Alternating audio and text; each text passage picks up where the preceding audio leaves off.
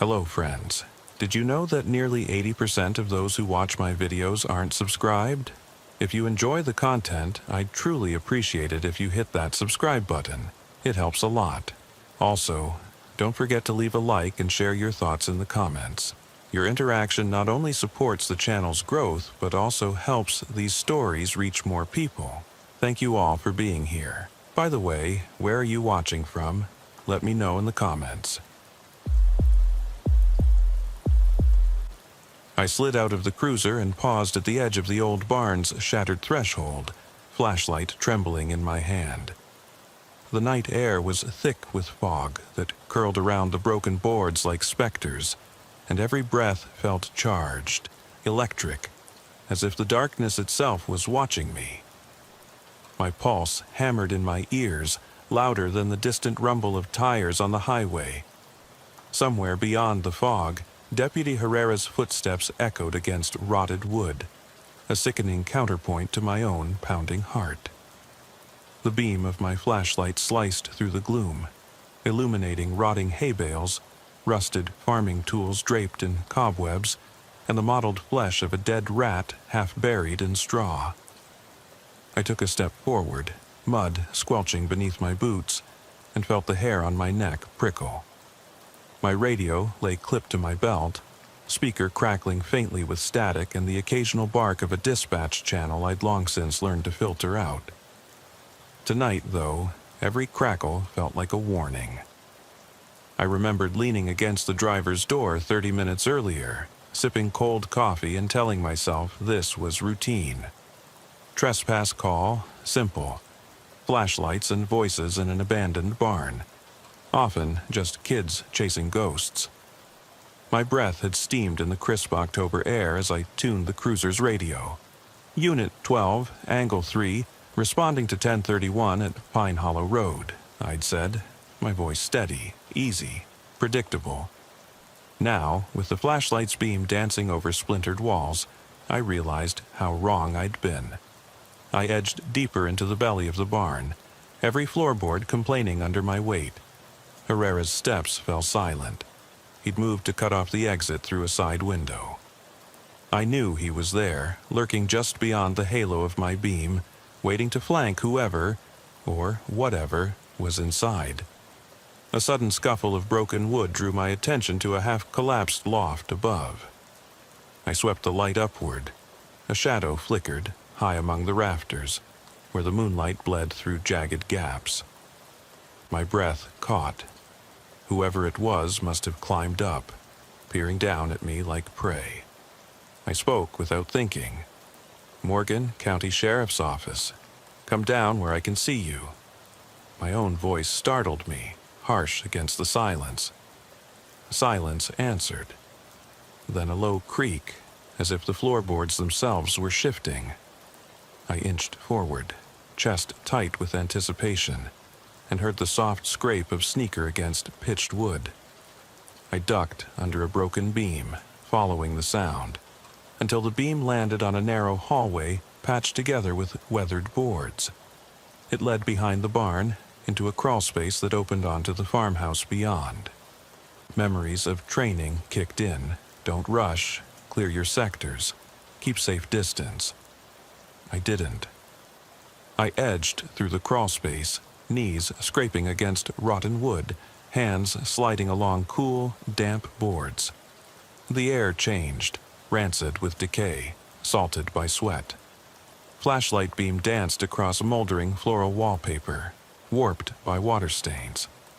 An overturned rocking chair lay on its side, its runners split and twisted like broken ribs. A child's toy truck, coated in dust, sat wedged beneath the rocker.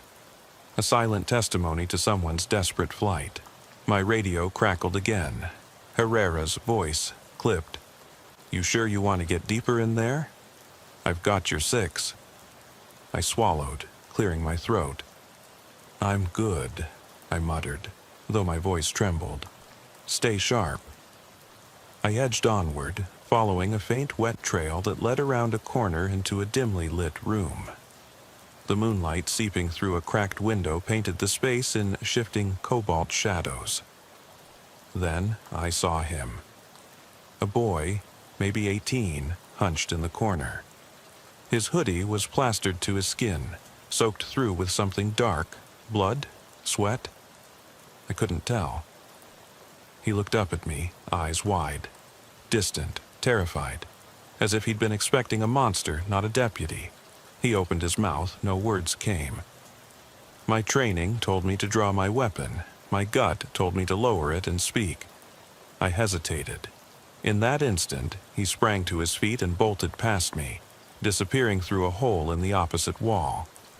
"Stop! Sheriff's office!" I yelled, dropping into a half sprint. The world blurred. Splinters of wood, spray of dust, the flash of headlights outside as Herrera caught sight of me through a broken window. My foot caught on a protruding board, sending me sprawling across the straw-strewn floor. I bit back a curse, slapped my flashlight back on, and scrambled to my feet. Ahead, the hallway forked. I chose left, adrenaline sharpening my senses. The faint crunch of gravel underfoot, the metallic click of a door latch somewhere deeper. My legs pumped, lungs burning. The boy's heavy breaths echoed in my ears, mixing with my own ragged panting. I rounded another corner, almost out into the open, when a deafening crack split the air. I didn't register the pain at first, just a flash of white-hot heat at my temple and a spray of wetness that splattered across my uniform. My flashlight tumbled from my grip, clattering against the floor. My vision tunneled, whirled, tilting as I staggered sideways and slammed into the wall. I tasted copper and felt bone crush under impact. It knocked the wind out of me, collapsing my breath into a choked gasp. Darkness closed in.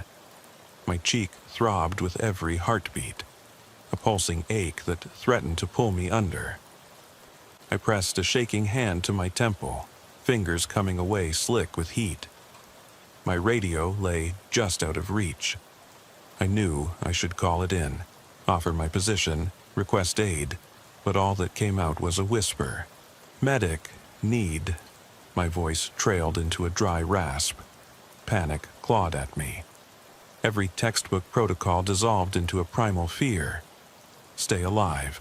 Beyond the dark veil, I heard Herrera's panicked shout, "Deputy down!" "I need." Then the pounding of his boots as he charged toward me. Footsteps reverberated off the barn walls, mixing with the distant wail of sirens that grew closer by the second. My eyelids fluttered. I balanced on my knees, straining to stay conscious, to keep my weapon trained toward the hole where the boy had vanished. A wet trail of blood traced from my temple down my cheek to my collar. I tasted grit and fear. Somewhere in the distance, dispatch acknowledged the gunshot, orders cutting through my haze. "All units respond code 3, EMT en route." I tried to focus on the sound, on grounding myself in duty, but the world rocked, vision doubling.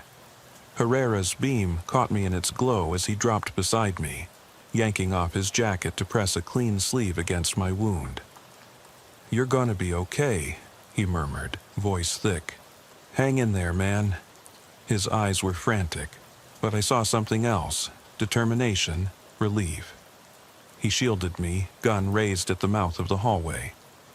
I closed my eyes, heart hammering so loud I thought my ribcage might split. The boy's footsteps receded into the farmhouse beyond. The night swallowed his escape. I felt Herrera's weight behind me, his breath in my ear. "Stay with me," he said. I didn't know if I could, but I had to. Because once you cross that threshold into midnight encounters, the darkness doesn't just wait, it hunts.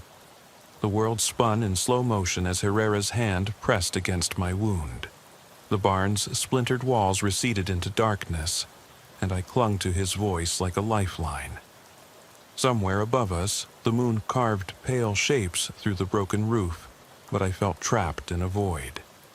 Every breath scorched my lungs. I heard dispatch over Herrera's radio, a calm, precise voice that sounded impossibly distant. Medic ETA 2 minutes. All units proceed with caution. Suspect possibly armed and dangerous. Herrera's grip tightened. "You okay?" he asked, though I could already see the panic in his eyes. I swallowed past the bitter tang of blood and managed a nod. My cheek throbbed with every heartbeat. I tried to shift my position, to gain a clearer view of the hallway where the shooter had vanished, but my legs trembled, buckling beneath me. Herrera scooped me against his side, supporting my weight.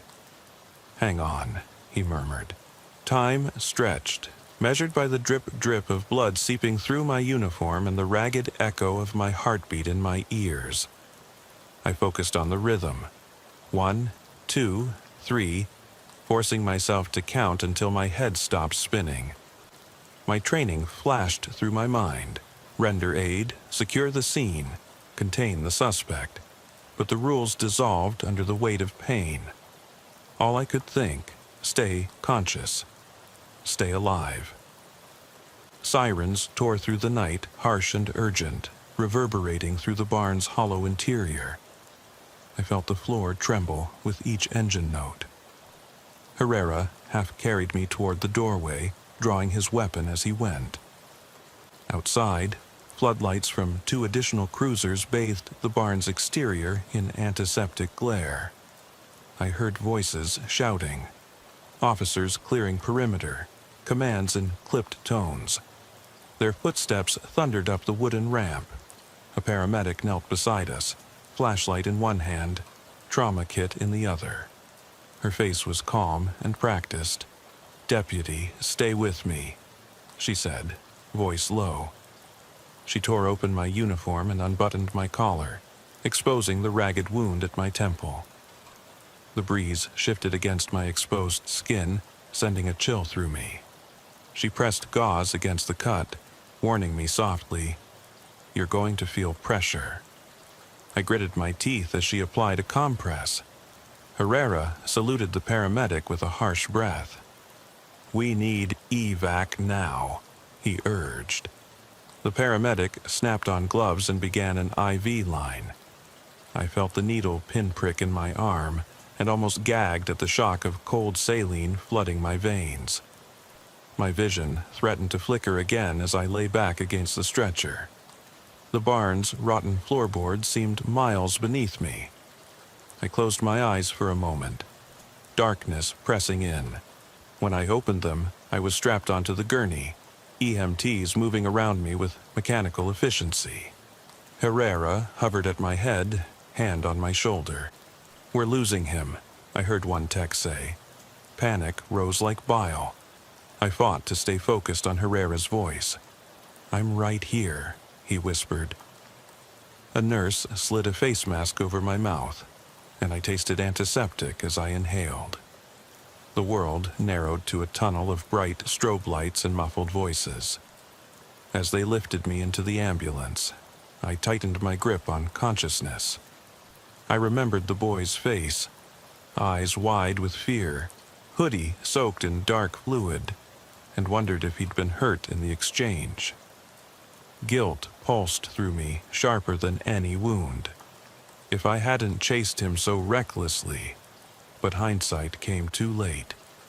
The ambulance lurched forward, suspension groaning over gravel.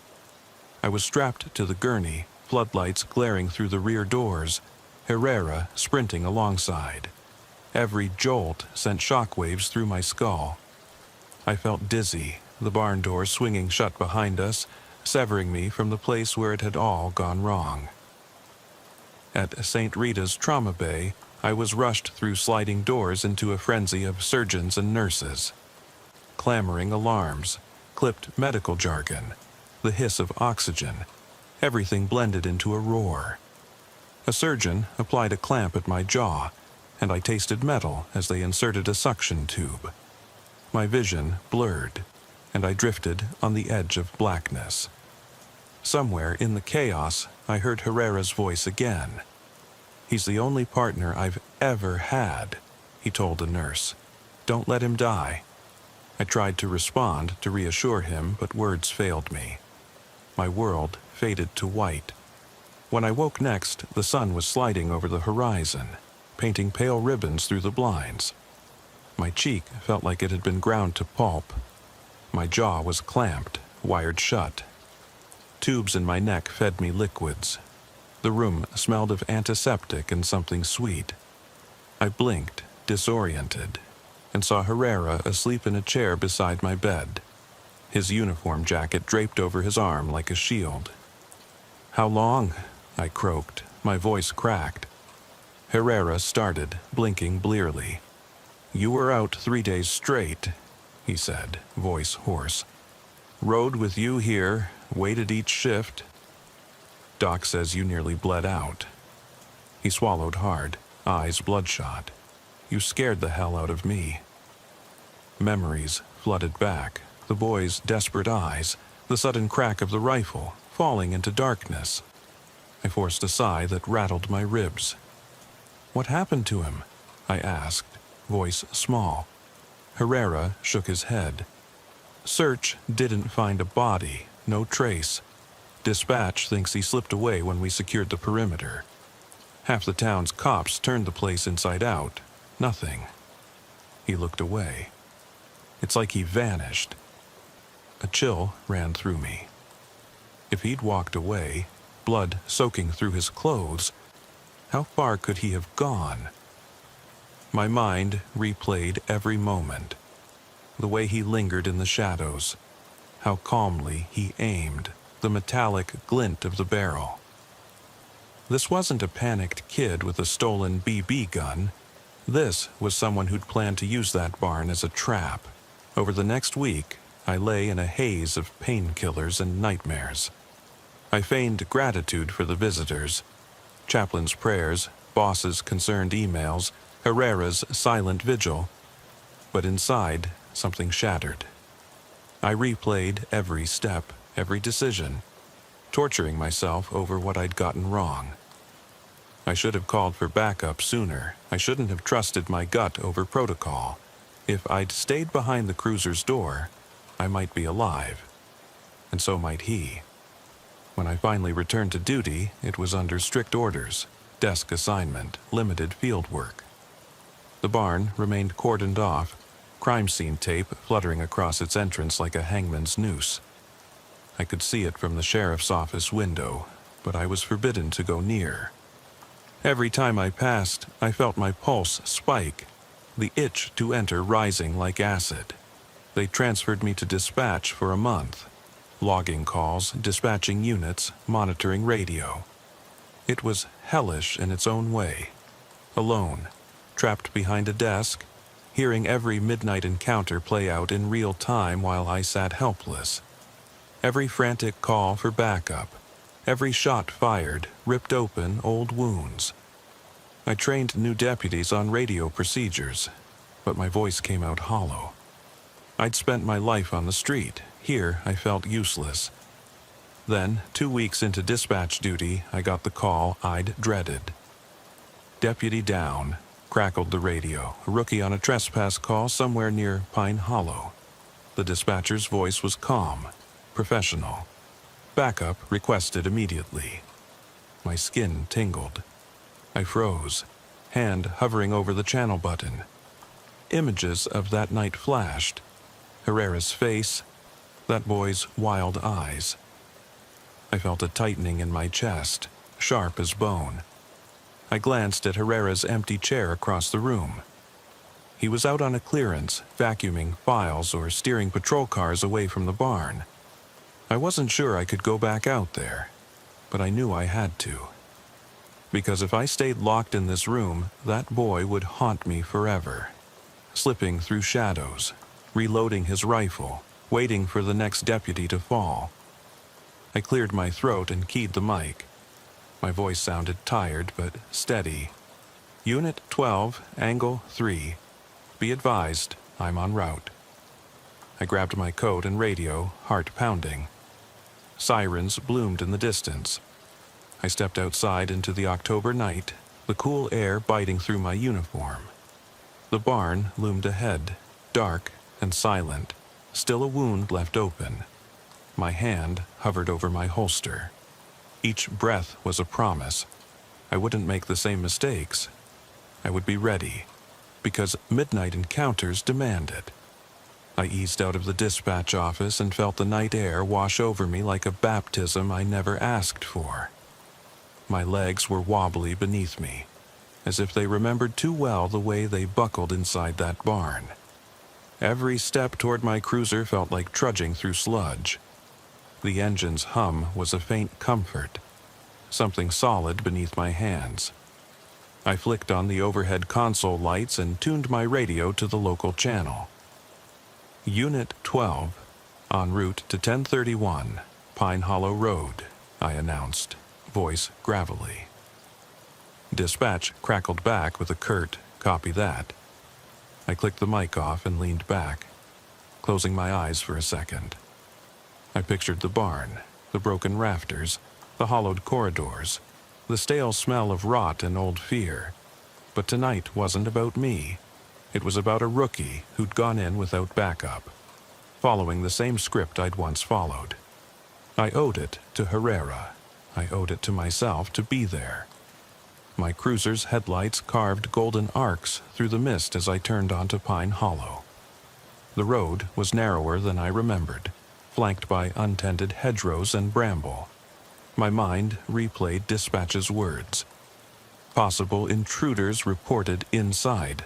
Owner claims voices, flashlight beams. Sounded innocuous enough, but I knew better. The rural cops were always the ones who found bodies in barns, squatting vagrants who'd trespassed too close to the dark. I clicked off the lights about 50 yards from the barn, pulled into the narrow drive, and cut the engine.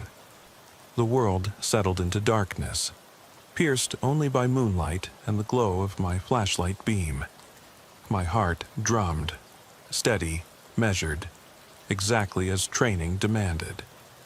I stepped from the cruiser, letting the door sag behind me. My senses stretched outward, listening for shouts or the growl of a passing animal. The damp October air clung to my uniform. I pulled a thin glove over my fingers. It was one of those nights where every detail mattered. I crouched at the barn's side entrance. Boards ripped off, leaving a jagged gap. My gut twisted. That gap had been boarded up last time, a sign no one wanted strangers inside. Whoever was in there had planned for entry. I flicked on my flashlight, swept the beam across the gap, and peered in. Broken crates, coils of wire, scattered straw, no movement. "Deputy Michaels," I called softly, voice low. "Sheriff's office. Anyone inside, show yourself." My words echoed off the interior walls like a challenge. I listened. Silence answered, thick enough to choke on. I stepped through the gap, boots sinking into damp straw. My flashlight beam danced over overturned buckets and broken feeding troughs, revealing nested holes in the far wall, 3 of them, each just wide enough for an adult to squeeze through. That was new. Last time, there had been only one rat run into the farmhouse. Someone had added more. I frowned. That kind of modification meant either practice or patience. In either case, trouble. I advanced slowly, gun raised but not aimed, hand resting on the grip. Protocol said to keep your finger off the trigger until you see the threat, but experience told me it could take a microsecond for a fight to go lethal. I circled the outer wall, tracing the new holes, one at chest height, one lower, one at knee level. It reminded me of secret passages from old adventure flicks, until I remembered children who crawled through walls to escape parachute pants and puka shells. I pivoted toward the far corner, flashlight beam landing on a smear of dark red that glistened where shod feet had passed. I knelt, dragging my gloved finger through the stain. Fresh. Not older than an hour. My pulse doubled. Whatever was inside wasn't just a trespasser. It was someone who might be hurt or hurting. "Herrera to your 6, came the crackle in my ear. His voice was distant but unmistakable. I'm at the south window. No sign of anyone outside. Proceed with caution. I exhaled, the faintest tremor in my breath. Copy that. I'm inside now. No movement yet. I pressed on, following the trail of footprints in the dew-soaked straw. They led to the oldest hole, the one on the lower wall. It was carved roughly, fresh wood chips littering the ground on both sides. I swallowed, hefted my flashlight in my left hand and my service pistol in my right, and dropped my shoulder into the opening. The space beyond narrowed into a short crawl tunnel, just wide enough for my torso. I felt the rough wood against my chest as I slid through. My boots scraped gravel on the far side. I emerged in a dim hallway of the old farmhouse. Deep water stains mottled the ceiling paint, and the wallpaper peeled like shedding skin. Broken glass glittered on the floor. The low hum of my flashlight collided with the dead hush of the house. I half expected a tragic tableau, shell-shocked hitchhiker, blood pooling. Instead, I found nothing. A hallway that stretched out of sight, doors gaping like empty eyes. I radioed, main hallway clear, no sign of Deputy Michaels. Michaels was the rookie's name, a bright kid fresh out of the academy. I'd seen him at roll call last week, keen, polite, the kind who wanted to make a difference. Now, I worried I was second-guessing the academy's faith. Still here, boss, I added. No sign of him or any intruders. Silence. Dispatch replied, "Command requests update as soon as possible." I advanced, flashlight sweeping left, then right, illuminating peeling doors. The first one on my left was propped open, swinging slightly. I slipped inside, recognizing a storage room by time-worn shelving, a stack of cardboard boxes. I scanned the shelves. No boxes tumbled, no hidden figures. A draft cooled the back of my neck. I turned to leave, then froze. On the floor, amid shattered shards of plaster, lay Michael's radio, its antenna snapped. My gut lurched. He must have dropped it in a struggle. I knelt, reached out, and the radio skittered beneath my fingertip. On the floor beside it, muddy footprints led away, toward the next doorway. I rose, heart thumping, mind racing. "Herrera," I whispered into my mic. Michaels's radio, looks like he was here. I'm following tracks to the next room. "Copy," Herrera replied. "Proceed carefully." I moved toward the next door. My flashlight caught the door frame. Holes pocked through the wood like rifle placements. A chill sharpened. Someone had set up defensive positions. That explained the multiply entrances in the barn. This was a sanctuary, a holdout. But whose? And why call attention to it with stolen radios? I took a deep breath, bracing myself, and stepped into the room. The beam landed on a child's bed frame in the corner, spring mattress stripped bare.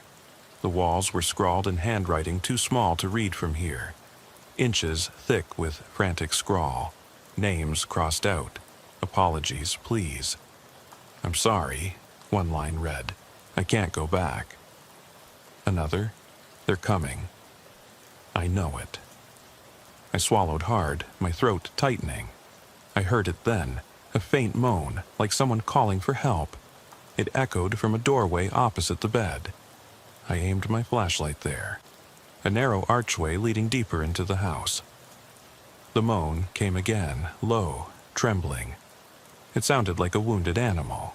I proceeded, boots crunching plaster and glass. Every step set my nerves jangling. I pressed my ear against the doorframe and listened, breathing, ragged.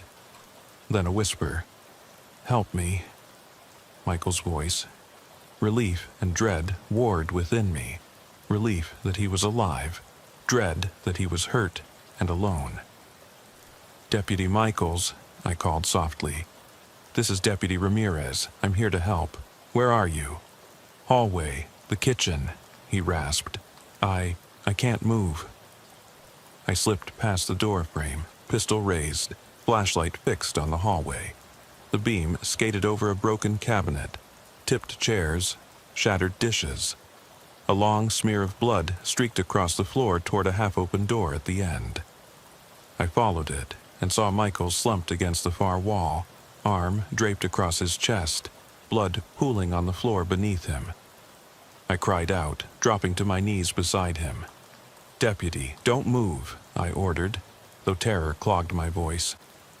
I frantically checked his pulse. Steady but fast. He'd been stabbed, not shot this time. A deep gash in his side, dark and damp. "Hang in there," I murmured, pressing my hand against the wound. The blood flowed warm and sticky beneath my glove. He winced. "Can you talk?" I asked. He nodded weakly, eyes glazed. They took my radio, said not to call anyone." His gaze shifted to the doorway behind me. I flicked my flashlight around. No one there, but footprints led back into the living room. My head whipped back to Michael's. "Stay with me," I said, voice trembling. I peeled off my own radio, clipped it to his vest. "Use this. Call for backup." He tried to speak, but only managed a rasp. I slotted in fresh radio batteries and taped it to his hand. "Michaels, when you can, hit the button and say your location." I paused. "And don't worry about the microphone. I've got you covered." Michael's eyelids drooped. I cursed under my breath. I turned, scanning the living room, then set my jaw. I'd come for him. I wouldn't leave until he was safe. I rose to my feet and backed out of the kitchen, leaving him with a view down the hallway. "I'll be right back." I slotted my pistol at the ready, flashlight in the other hand. The living room was a ruin. Faded upholstery, glass shards, broken photo frames strewn on the floor. Another smear of blood guided me toward the front door. That trail split. One set of footprints led toward the back door, another toward the staircase up to the attic. My gut told me the attacker would make for the attic next, hiding, gathering weapons, calling for more accomplices. I clicked on my mic. "Dispatch, this is Unit 12. Deputy down, possible assailant in the structure. Request immediate backup and EMT to this location. Over." Static followed. Then, copy that. "Backup en route." I clicked off. I edged toward the stairs, each step creaking beneath my weight. My flashlight beam flicked upward, cords dangling from ceiling joists, spittoon of cobwebs. The first step revealed a dark landing littered with debris. I paused, listening for movement. Silence. Then, a sudden slam, like a door being thrown open behind me. My heart jolted. Instinct took over. I pivoted, gun leveled, beam sweeping the room. The back door splintered under pressure as someone kicked it from the outside. A heavy-set figure in a dark hoodie burst in, eyes wild, rifle raised. We both fired. The crack of gunfire echoed against walls. I kicked myself into the hallway, sweat slick in the beam's glow. Pain blossomed behind my ribs. I'd been grazed. I tasted copper. I pressed against the doorframe, trying to steady my aim, heart hammering. The figure dove into the living room's gloom, disappearing behind overturned furniture. I fired again, not aiming to kill, just buying time. My breath came in staccato gasps. The attacker's boots thudded as they advanced, dragging something across the floor. I realized, with a sick lurch, it was a body. I stumbled back. The figure lunged, rifle butt smashing against my flashlight. The light shattered, plunging us into darkness. My gun light gone, I fumbled for my tactical torch in my vest, flicking it on. A harsh beam cut across the attacker's face for a fraction of a second. The same hollow eyes I'd seen last time. That familiar gaze. It was him. The boy from the barn, older now, sharper, with a look that killed any doubt. He fired. The bullet ripped into my shoulder, sending a shockwave of agony through my arm. My torch clattered to the floor, beams spinning wildly. Pain flared, white-hot. I dropped to one knee, pistol slung at my side, trying to bring my arm up. I couldn't. He advanced, rifle leveled. Through blurred vision, I tried to assess my options. The staircase behind me led to the attic, the source of more holes, more secrets. If I could retreat up there, maybe I could keep my distance, make a stand. I staggered sideways. Blood slicked my jacket seam, dribbling down. Every breath was fire. I fired from the hip, more reflex than intent. The shot rang hollow. He wasn't hit. He cocked the rifle, raising an eyebrow at my effort. I saw the barrel's sheen. Time slowed. Flash of steel. Glint of moonlight off metal sights. I braced for the final shot. Then a door behind him slammed open. A flood of blue emergency lights burst across the room. Herrera and two other deputies stormed in, shouting. Heavies collided. Rifles drawn. Commands screamed. The boy froze, eyes darting to the new threat. In that instant, Herrera fired a single round. The attacker's rifle dropped as he crumpled, face hitting the floor in a thud that rattled my skull. Silence fell, broken only by the rasp of my breathing. Herrera rolled to me, yanking off my shoulder holster. "Michaels!" he yelled, voice cracking. The other deputies cuffed the attacker, dragging him away, but I barely registered. I gasped, pressing my free hand to my shoulder, pushing back the pain and the horror. Herrera knelt beside me. His face was ashen. "You okay?" he asked, voice trembling. I managed a nod, though it felt hollow. Adrian Michaels stumbled into view, supported by another deputy. He was pale, eyes wide, but alive. I closed my eyes, exhaustion crashing over me. The barn trip, the knife, the blood, it all spun together in a haze. I realized the real terror of midnight encounters. They never ended. They followed you, hunted you, pulled you back again and again. And even when one threat collapsed before you, another had already taken its place. I opened my eyes, looking at Herrera, at Michaels, at the handcuffed figure on the floor. The boy, man now, stared up at the ceiling, lips moving in silent prayer or apology. I wondered if he recognized me, if he understood what he'd done. I swallowed, voice hoarse. "Get me up." Herrera lifted me to my feet. I wobbled as I leaned on him, blood oozing warm between my fingers. I looked down at the house's torn interior, the fading shadows. In the dim glow of police lights, I saw the walls scrawled with names again, this time fresh ones. I realized they were mine, and Michael's and Herrera's, names carved in fear. I took a ragged breath. Let's go. The deputies led me and Michaels out into the night. I felt the cool breeze on my burned cheek, heard the sirens fade as we were carried to safety. But the barn loomed in the distance, its dark silhouette a reminder that even when you escape, the shadows remain. And somewhere deep inside, I knew this was just the beginning. I stepped into the pre-dawn haze, the cold air wrapping around me like a shroud. Michaels was leaning on Herrera's arm, blood matted through his uniform, but walking under his own power. The attacker was already loaded into a squad car, hands cuffed behind his back, eyes hollow. I watched the beam of my flashlight cut through the fog, illuminating the abandoned Reynolds barn in the distance. Its broken boards and gaping holes looked almost peaceful in the soft light, an illusion that made my blood run cold. Herrera guided Michaels toward an awaiting ambulance. I lingered behind, gazing at the scene of our nightmares. The barn's skeleton loomed silently, as though it were the only witness to the night's violence. My shoulder burned where the bullet had grazed me. My ribs throbbed where the blade had found me. Every breath was a reminder that we had survived. but the barn's dark corridors still whispered promises of untold horrors. A patrol sergeant approached, flashlight in hand and notepad ready. "Deputy Ramirez," he said quietly, "you both did good work out here. Deputy Michaels made a solid call for backup, and you got him out just in time." He glanced past me to the farmhouse. "We'll secure the barn and run forensics first thing.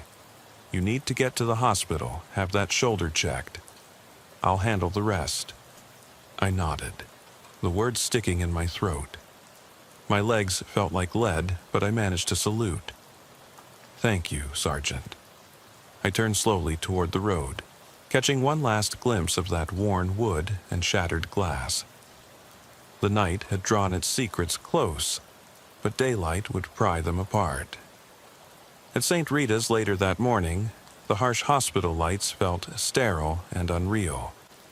I lay on an exam table while a physician probed my shoulder, wrapping it in gauze and tape. The painkillers muddled my thoughts, but I stayed conscious, focused on being useful. Michaels occupied the bed across the hall, awake and pale, but alive. Herrera hovered between us, gratitude and worry etched on his face. The doctor spoke gently. "You've got a muscle contusion and a shallow laceration. You'll need a sling and rest, but you'll be fine." He offered a tired smile. "Better than last time. You're tough, Deputy." I nodded, clutching the side of the table. My mind swirled with guilt and relief. "Thank you, Doctor," I said, voice hoarse. I looked over at Michaels. He caught my eye and gave a small, pained thumbs up. I forced a smile in return. Whatever demons we both carried, we were alive to face them. By afternoon, hospital staff wheeled Michaels off in a wheelchair. Herrera gave him a firm pat on the back. I hobbled outside, the chilly breeze clearing my head. I sat on the curb, watching the ambulance lights recede down Pine Hollow Road. A part of me wanted to follow, to ensure Michaels made it home. But another part knew I needed to be elsewhere, back at the barn. My phone buzzed in my pocket. It was dispatch, checking on me. I silenced it and slid my hand across the grass. The dampness seeped through my pant leg. I stared down the road toward the barn, adrenaline stirring. I could almost hear the echoes of footsteps, the rasp of the boy's breathing, even now. I found the strength to stand and limped back to my cruiser. I called Herrera. "You coming out?" Silence crackled for a long moment. "Yeah," he replied finally. "I need to see the barn, too." We agreed to meet in 30 minutes. The road to Pine Hollow was empty, the sky bruised purple with the promise of sunset. My cruiser's headlights picked out the familiar hedgerows, skeleton trees, and the faint curve of the gravel drive. When I pulled in, Herrera was already there, leaning against his patrol car. He looked exhausted but resolute. "You sure about this?" he asked as I climbed out. The wound on his side from the knife thrust still showed on his uniform, darkening under the streetlight glow. I nodded, flashlight in hand. "I need to go in, see what else is left." My voice sounded hollow, even to me. For closure, for answers. He exhaled and pocketed his keys. "I'm with you." We crossed the yard in silence, boots crunching over broken glass and stray boards. The barn's entrance yawned before us, as though inviting us back into its maw. I flicked on my light and swept the beam inside. Herrera followed, weapon raised. The stale odor of rot hung thick. Muddy footprints tracked across the floor, some old, some fresh. My pulse quickened. We found the 3 entry holes in the far wall. The central one had been widened further, fresh wood shavings piled at its base. I knelt, brushing aside the shavings. Embedded in the wood grain was the tip of a small metal lever, a part of a hinge maybe, something he'd left behind. I picked it up, rolling it between my fingers. "What do you make of that?" Herrera asked. I considered it. A tool, I said. Something he used to carve those holes wider, prepare an escape route, or trap us deeper inside. We followed the footprints into the farmhouse beyond, entering the narrow crawl tunnel once more. The main hallway lay before us, empty and silent. I peered into the kitchen doorway where I'd found Michael's, but it looked undisturbed, sterile now under Herrera's flashlight. I felt foolish. The house had been processed, evidence collected. Yet my instincts drove me onward. In the living room, the staircase to the attic loomed. We climbed the steps carefully. The wood groaned in protest. At the landing, we paused beneath a single bare bulb that flickered ominously. The air here was colder, stale air trapped since the boys' last flight. Dust motes drifted in our beams. At the far end of the landing was a small door, previously sealed by a board. Someone had pried it open, screw holes fresh in the frame. Herrera shone his light across the floor. Behind the door, a narrow loft space barely big enough to stand. We stepped inside, shoulders brushing the slanted ceiling. The beam revealed a motley collection of children's drawings tacked to the far wall, crude sketches of farmhouses, siblings, and shadowy figures looming behind them. Beneath the drawings, scrawled in the same cramped handwriting from the earlier room, was a single line: "He never leaves." A shiver ran through me. I flipped the drawing over. On the back was a photo, torn from a small calendar. A smiling family of 3, father in uniform, mother at his side, young daughter beaming. Their names were printed in a child's block letters below. Officer Daniels, Emily, Sarah. Officer Daniels, not me, not Herrera, not Michael's. My heart hammered. Herrera caught my arm. "What is it?" I swallowed, turning the photo so he could see. "Look." His brow furrowed. He recognized the uniform. "That's the Reynolds' old neighbor kid, Mike Daniels. Went missing 20 years ago. His dad was a sheriff's deputy." I stared at the picture, the smiling faces. The loft's air closed in around me, pressing down. "He never leaves," I whispered. A chill stole across my skin. Another scrawled line beneath the photo read, "Someone always comes back." Silence stretched. The boy we'd captured was too young to be Mike Daniels, but the house had belonged to his family. Years ago, the family vanished from this farm. No bodies found, no clues. The local legend said Daniels had gone insane, convinced he was being watched, chased by ghosts. Then, one night, he laid traps in the barn and refused to answer the door again. They found the boards knocked out, footprints in the mud, but no sign of him. I swallowed hard, vision swimming. "He's been here all this time," I said, voice trembling, feeding on every midnight encounter, waiting. Herrera's light flicked to mine. "You really think—" He didn't finish. I sank to the loft floor, photo in hand. "It's not the kid we arrested. It's his ghost, or whatever he's become."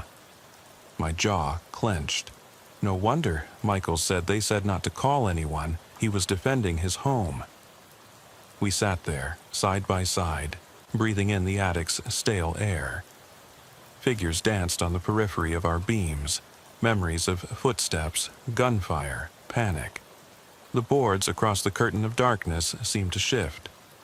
The barn below groaned in the wind. I looked at Herrera. "We need to close this place. For good." He nodded, face set. "But how do you bury something that won't stay buried?" We left the loft without another word. Below, the barn and farmhouse waited in silence, ancient grievances echoing off every rotten plank. As we stepped onto the farmland, and the sky lightened with the first rays of dawn, I felt the weight of a story unfinished, a debt unpaid. At the squad car, I paused and turned back. The breakfast sun glinted against the barn's broken window panes. In one of them, I thought I saw a figure, a silhouette of a man in a weathered deputy's uniform, watching us leave. I blinked, and he was gone. I slipped into the driver's seat and closed the door. Herrera climbed in beside me. The engine roared to life. We drove away in silence, the barn receding in the mirror. Back at the station, the forensics team would declare the scene clear, human suspect in custody, no further threat. My report would reflect that, but I knew the truth. Some calls don't end with arrests or evidence bags. Some calls open doors that should have stayed closed. That afternoon, I sat at my desk, green uniform, crisp and clean, the photo of Officer Daniels and his family taped to my bulletin board. I filed my report, checked my equipment, and eyed the clock. Midnight shift would begin in a few hours. The barn's address loomed in my mind like a specter. I picked up the phone and dialed dispatch. Unit 12 to dispatch, requesting beep code and location for my next assignment. My voice was steady. I'm ready for tonight's call. The operator's calm voice crackled back. Copy that, Unit 12. You're cleared for routine patrol, Pine Hollow Road. Possible noise complaint at an abandoned barn. Over. I closed my eyes. The shadows lengthened around me, and the temperature in the station felt suddenly icy. I took a slow breath and whispered, "Here we go again." Because midnight encounters aren't just warnings, they're invitations. And some doors, once opened, never truly close. What would happen when I walked back through that threshold tonight? The cruiser's engine sputtered to life just before midnight, and I felt the old weight settle back onto my shoulders, equal parts dread and duty. Herrera sat beside me, silent, eyes fixed on the road ahead. The station lights blinked behind us as we headed back to Pine Hollow Road. Our uniforms were freshly pressed, badges gleaming, radios clipped firmly to our belts, but nothing about that felt reassuring.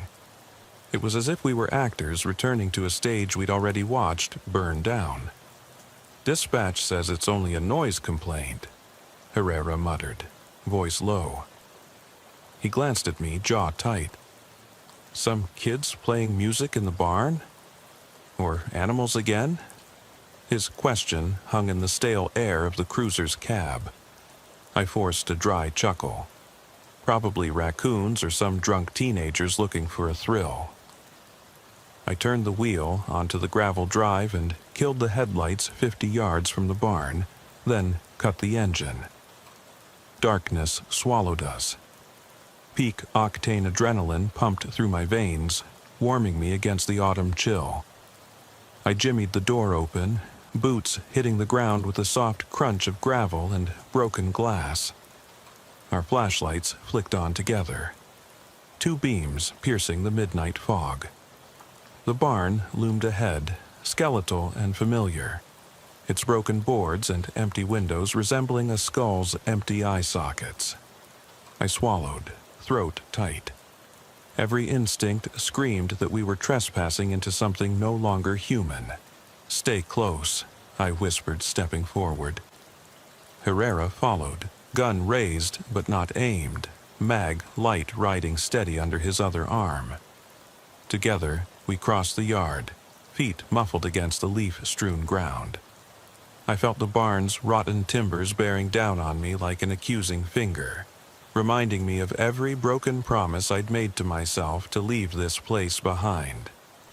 Inside, the barn smelled of must and stale straw, but beneath that was a new odor, acrid, chemical, like burnt paper. Our beams swept the floor, no sign of teenagers or stray animals, just footprints, fresh and numerous, skirting around scattered farming tools. Overturned feed bins lay where nobody had dropped them last time.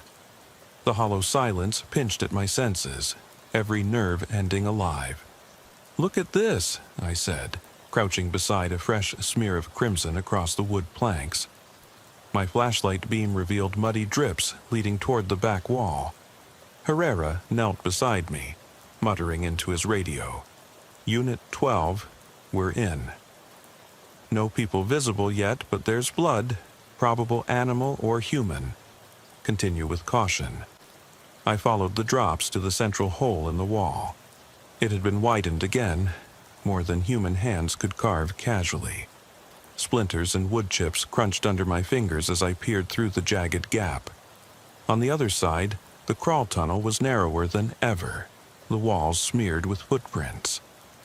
I hesitated, heart hammering. Memories of the last time I'd crawled through those boards flickered across my mind. The rush of panic, the sting of bone breaking under a gunshot, the thick taste of blood in my mouth. Herrera's voice came through the mic, steady but tight. "You checking it out?" I exhaled and slipped through the gap, hinging on my elbows. He followed, wedge of his shoulder against mine. The tunnel spat us out into the farmhouse corridor, dust motes dancing in our beams. The layout was the same, but the details had changed. Walls slashed, wallpaper peeled in new patterns, as if some deranged artist had redecorated in spree. Faded furniture was overturned, room by room. Each space felt like a stage set for terror. We cleared the first 2 rooms, empty, silent, until a low hum vibrated under our feet. I stilled, hand dropping to my holster. "You hear that?" I whispered. Herrera nodded, crouching by a broken door. Through the chasm, I heard it again, a soft, guttural chant, rhythmic and low, like a lullaby sung off-key by too many voices. It made the hairs on my neck stand on end. We edged into the 3rd room, the kitchen. Empty appliances littered the counters. Cabinets hung open, their contents dumped onto the floor. The chanting was louder here, as if emanating from the basement below. My radio crackled, dispatch checking our status, but I ignored it, straining to locate the sound. It was muffled, distorted, as if billions of dead insects were singing deep underground. Herrera shifted, flashlight riding with his gun. "I'm going down there. You cover me." He pointed at a hatch door in the pantry floor, original to the house. I steadied my breathing, dislodged my own gun and nodded. "Be careful." He lifted the latch and the door creaked open, revealing a shallow stairway descending into pitch. Yellow caution tape had been roped around it previously. Now it hung in tatters. Herrera turned on his headlamp and began the descent. I stood back, eyes on the doorway, ready for anything. Someone rushing up, or worse, the earth itself shifting beneath our feet. Halfway down, Herrera paused, whispering, It's a cellar. Come down." My gut nodded, but I slid through the opening and dropped to the bottom. He swung his beam around. The cellar was small, concrete walls slick with moisture. 6 flickering candles sat on the floor, arranged in a rough circle. The hum was deafening here, the air pulsing in time with some invisible heart.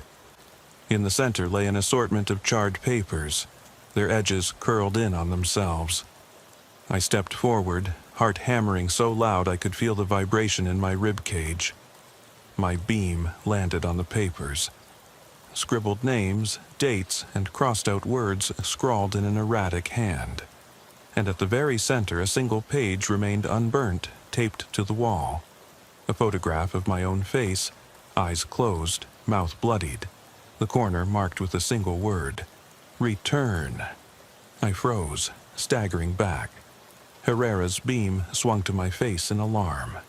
"What is it?" he hissed. I held up the picture, my hand shaking so hard the edges fluttered in the candlelight.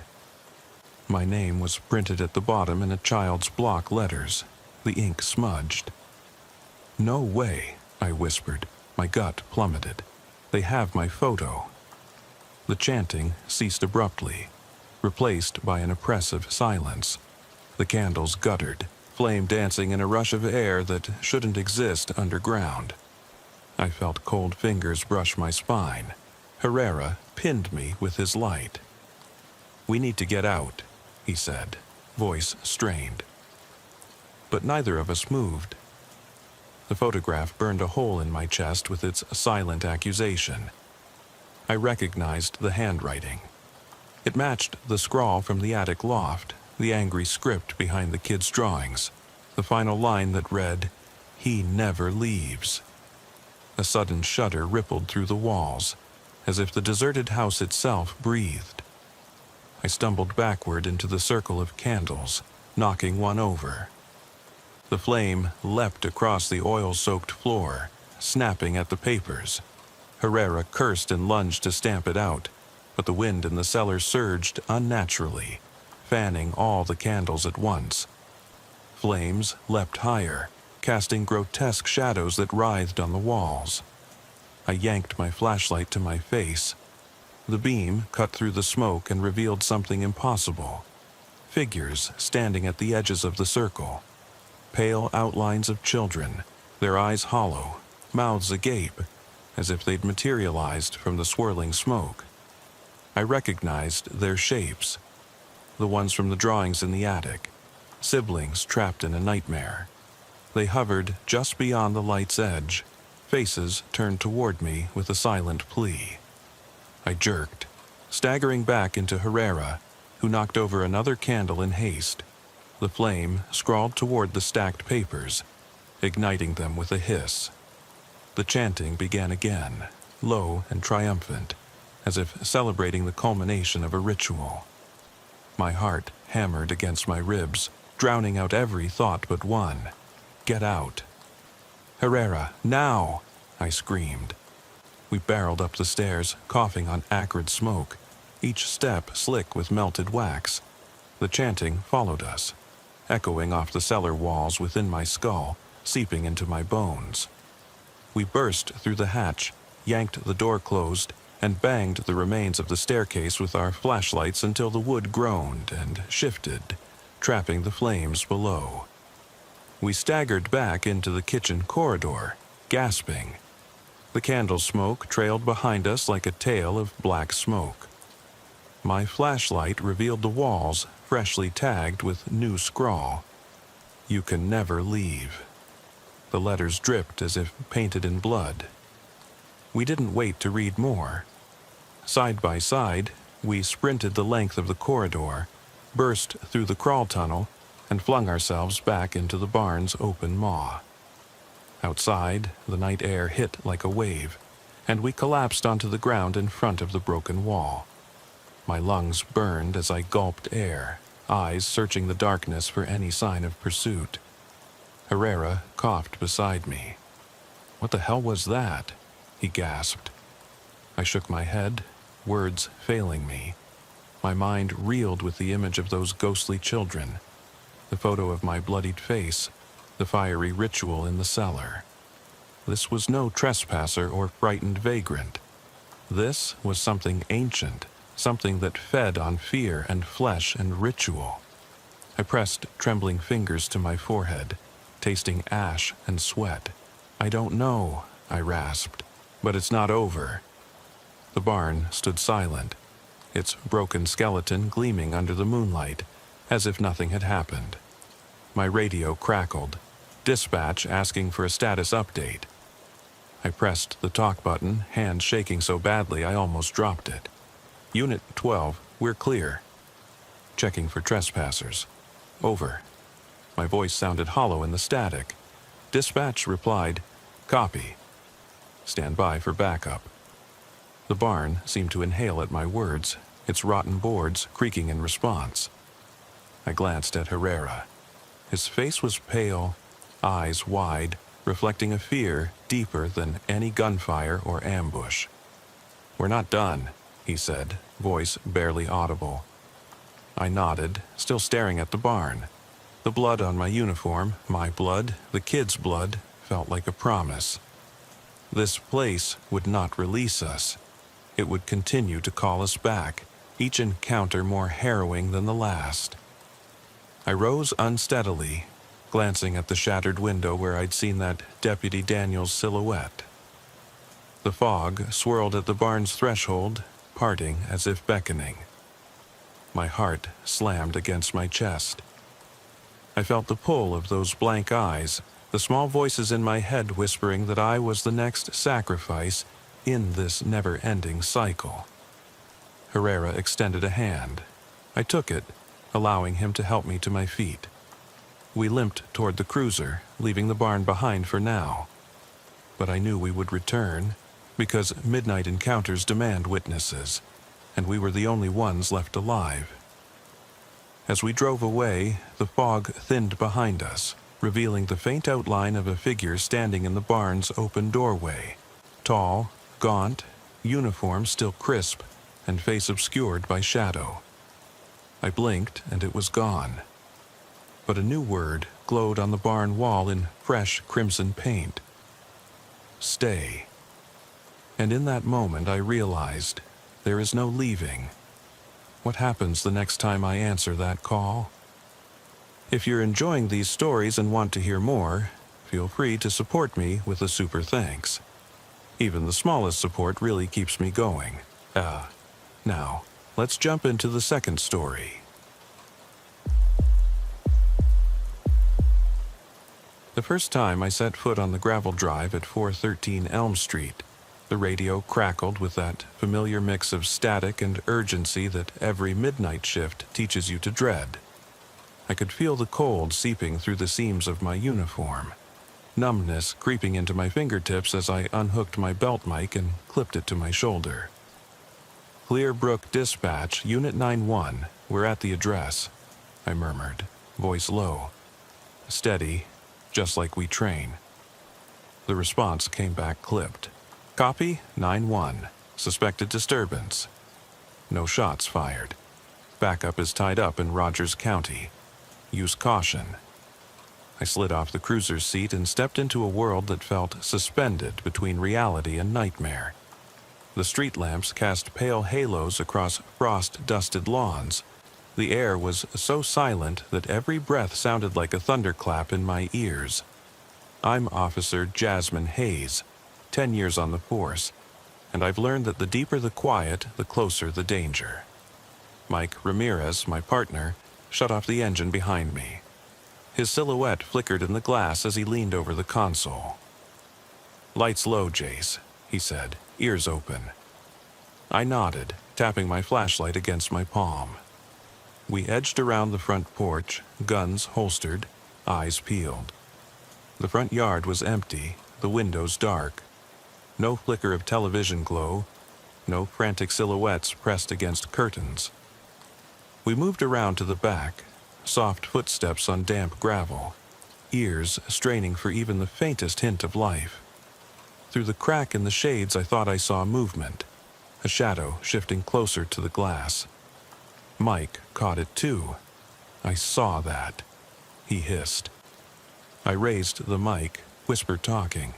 Dispatch, we have possible visual of subject in back. Over. Static.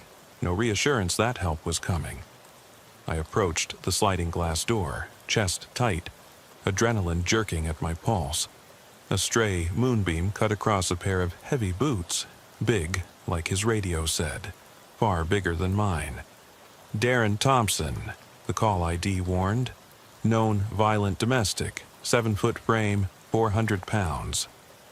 My heart thumped against my rib cage, but I swallowed hard and swung the door handle. It clicked, locked. I signaled Mike.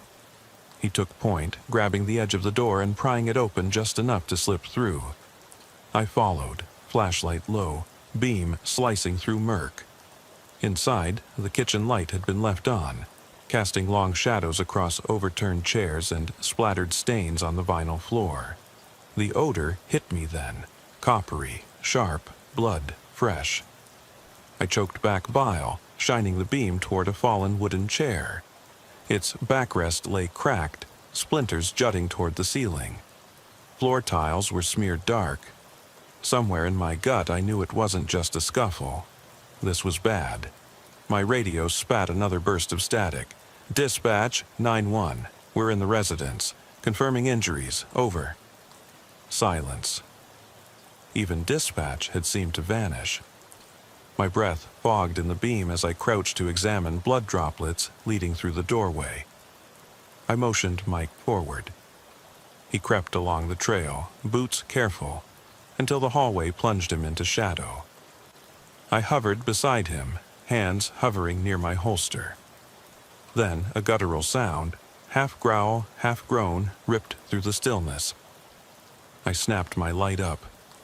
At the end of the hall, under a flickering bulb, crouched a giant figure. The shovel lay on the floor beside him.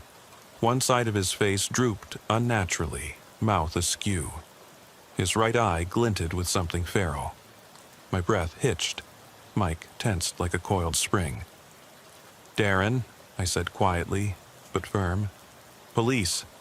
Show your hands."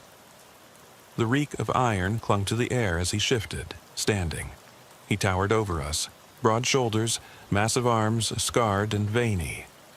"Get out," he rasped, voice raw with pain. "Get out." The shovel hissed across the linoleum as he snatched it up. My instinct screamed taser, but the angle was wrong. Too close to walls, too little space for a safe deployment. My second thought was backup, but backup wasn't coming. Third thought, run. I dove sideways as he swung the shovel, the blade carving a groove into the door frame. Splintered wood showered my partner's face. He took a step back, face streaked with sweat and panic. "Cover the exit," I barked, sprinting toward the kitchen window. Mike staggered back toward me, mind racing. Darren advanced like a rampaging bull, each footfall rattling the tile. I yanked the window open and felt the sting of glass chips. With a shove, Mike tumbled through, scraping his elbow. I followed, shoulder first, hearing Darren crash after us. We stumbled into the backyard, moonlight stark and cold. Gravel scraped under my boots as I ran for the fence. Mike's panting was loud in my ear. We vaulted over the wooden slats, jagged edges snagging our uniforms, while Darren roared behind us. He leapt, arms outstretched, his shovel slicing through empty air as we dropped to the grass. I hit the ground hard, rifle butt sting across my ribs. Mike went down, rolling, coming up on one knee. Darren smashed the shovel's handle into the grass and reached for his face, eyes watering. Mike raised his OC spray and fired a narrow stream. Darren staggered, dropping the shovel. His jaw hung slack, spittle flying. He collapsed onto the dew-wet grass, body convulsing. We cuffed him quickly as his breathing shook the night. Mike knelt beside him, voice calm. "Darren, you're safe. We're here to help." His rugged face contorted with confusion and pain. I radioed dispatch. "We have subject detained, serious face trauma, EMS required, over." The answer dripped through the static. "Copy. Ambulance en route." His wife burst through the side gate, frantic, clutching their boy at her side. The kid's eyes were wide, shimmering with tears. He snapped," she sobbed. "He tried to make our son drink liquor, said it'd make him a man. I grabbed the trowel, and he attacked me." She trembled, thrusting her phone at me. I glanced down, photos of a broken jaw, dark bruises, nightmare logic. While we waited for EMS, I kept my flashlight trained on Darren. His breath came ragged, blood draining down his chin. He wiped at his eyes. "Sorry," he whispered, voice thick. I don't know why." My partner gave me a look. "Something's off," he said quietly. At the hospital, Darren was wheeled away for x-rays. I hovered in the hallway, partner by my side. The doctor emerged minutes later, face grave. "We found more than a fracture," she said. "There's a mass pressing on his frontal lobe. Without surgery, he won't make it. A brain tumor, silent, growing, warping his behavior until he wasn't himself. We never booked him. His attorney argued mitigating medical emergency, and the county dismissed charges." Darren walked out weeks later, scarred but alive. His wife held him. and for a moment I envied their reunion. But as I drove home that night, headlights slicing the empty road, I passed 413 Elm again. The driveway was dark, silent, too silent, and in the corner of my vision I thought I saw footprints, fresh tracks leading to the bins. My pulse picked up. I switched on the siren for a second. No answer. Backup arrived moments later, lights flaring. I climbed out, breathing hard, and shone my light back at the bins. Nothing there but shadows. Yet I felt eyes on me through the trees, and the wind carried a soft, scraping sound, like metal against wood. I radioed in. "Dispatch, stand by for a possible second subject, over." No confirmation came. In that haunted silence, I understood. Some encounters don't end just because we cuff the suspect. Midnight has its own secrets, and not every threat wears a face we recognize. Backup cruisers swept into the driveway half a minute later, blue and red strobes painting the yard in frantic, oscillating light. Sergeant Daniels climbed over the fence, boots crunching gravel, and barked orders. "Secure the scene. EMS into the house. Hayes, Ramirez, get me a full statement and clear perimeter for any secondary threats." I nodded, heart pounding so hard I thought the sergeant might hear it through his radio. Mike slipped beside me, still shaking, and between breaths whispered, "Jace, you okay?" I forced a nod, but inside, I felt that same tingle of dread, like something we hadn't seen yet was crouched just out of sight. We ushered Darren's wife and son inside, wrapped them in blankets from the cruiser, and sat them on the front porch. Their faces were pale, eyes hollow from the shock, the boy's small frame rattled by silent sobs. I took the wife's statement in clipped phrases, trying to stay professional but feeling tears burn my eyes. She spoke of normal family life until that night, a spat over money, a misplaced promise to quit drinking, then a rage so sudden he'd been bent on hurting anyone in his path. I noted every detail, her tone, the way she pressed her hands together, the uneven rhythm of her breathing. Everything she said fit the picture of a man snapped by madness. But the tumor discovery still haunted me like a half-remembered dream I couldn't shake. Inside the house, EMS teams buzzed around Darren, prepping him for transport to neurosurgery at St. Luke's. I trailed behind them, clipboard in hand, documenting his vitals, the sequence of restraint, noting how his eyes would flutter closed when paramedics touched his cheek. The surgeon's assistant pulled me aside. "You should talk to his neurosurgeon. Brain lesions like this can distort behavior. He likely thought his wife was an intruder again." I swallowed, nodded. "Understood," I said, though the weight in my chest felt like I was swallowing lead. By the time we cleared the scene, evidence bags sealed, perimeter log signed, bloody chair seat taped for transport, I realized it was close to dawn. The sky had started to blush pale pink. I looked at Mike, exhaustion lining his face. "Let's get back to the station, process reports, wrap this up." He managed a tired half-smile. "Yeah, feels like we've been here a lifetime." At the station, I sat in the interview room and replayed the night in my head. The creak of the door frame, the flash of metal, the primal roar of a man fueled by pain and disease. My fingers hovered over the keyboard as I typed my report, each word a heavy stone. I paused, stared at the blank line where I'd described the final choke of the shovel against the floor. How to capture that surge of fear? How to explain the relief and the guilt that followed? I wrote, erased, rewrote. At 6:15 a.m., I hit submit and sent the report to the sergeant's inbox. My phone buzzed. A text from dispatch, case number 24-193 closed.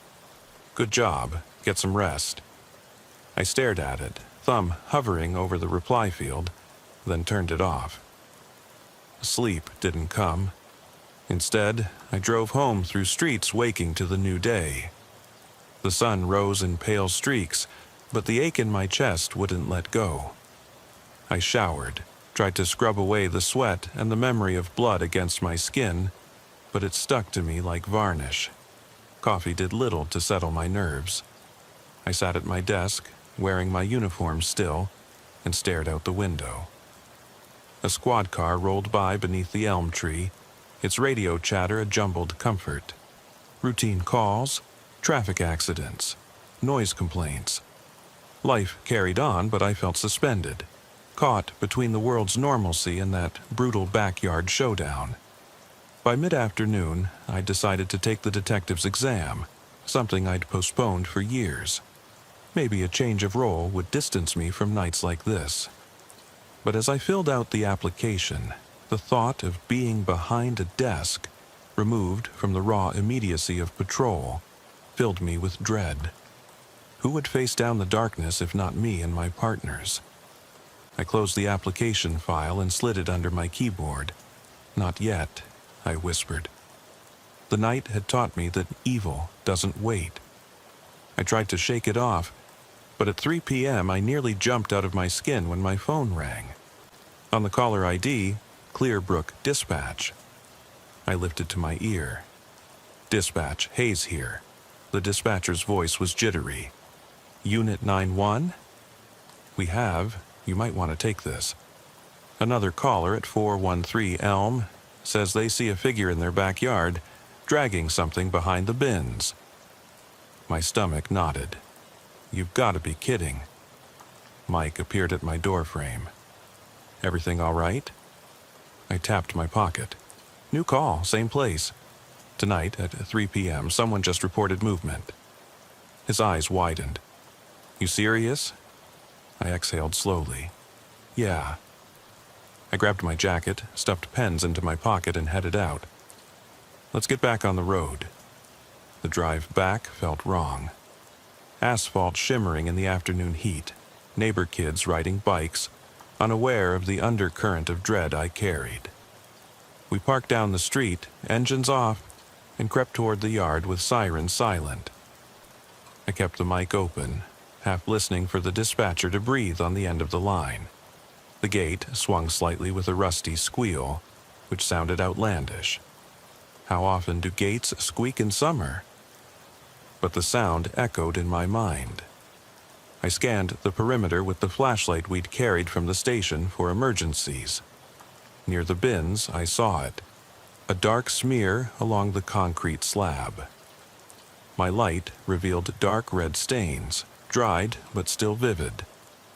Below them, footprints, huge and mismatched, the treads not like Darren's boots. I knelt close, careful not to step in the stains, and studied the prints. They led around the corner of the house toward the side yard we hadn't searched in the chaos of that night. Mike crouched beside me, breath shallow. Darren's out of surgery, under ICU observation. He can't be here. I bit back a retort. I know. My voice trembled just barely. But someone is. We moved together, flashlights slicing into the shadowed eaves. At the corner, the air grew colder. My breath fogged in front of me, even though the sun was high. I thought I heard the faintest scrape, like something dragging claws across wood.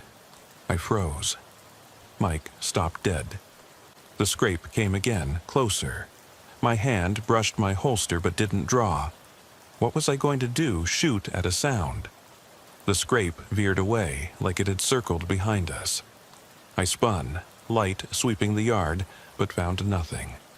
Just overgrown hedges, a sagging fence, the afternoon sun glaring off the roof. A tapping noise on the back door echoed in the hollow quiet.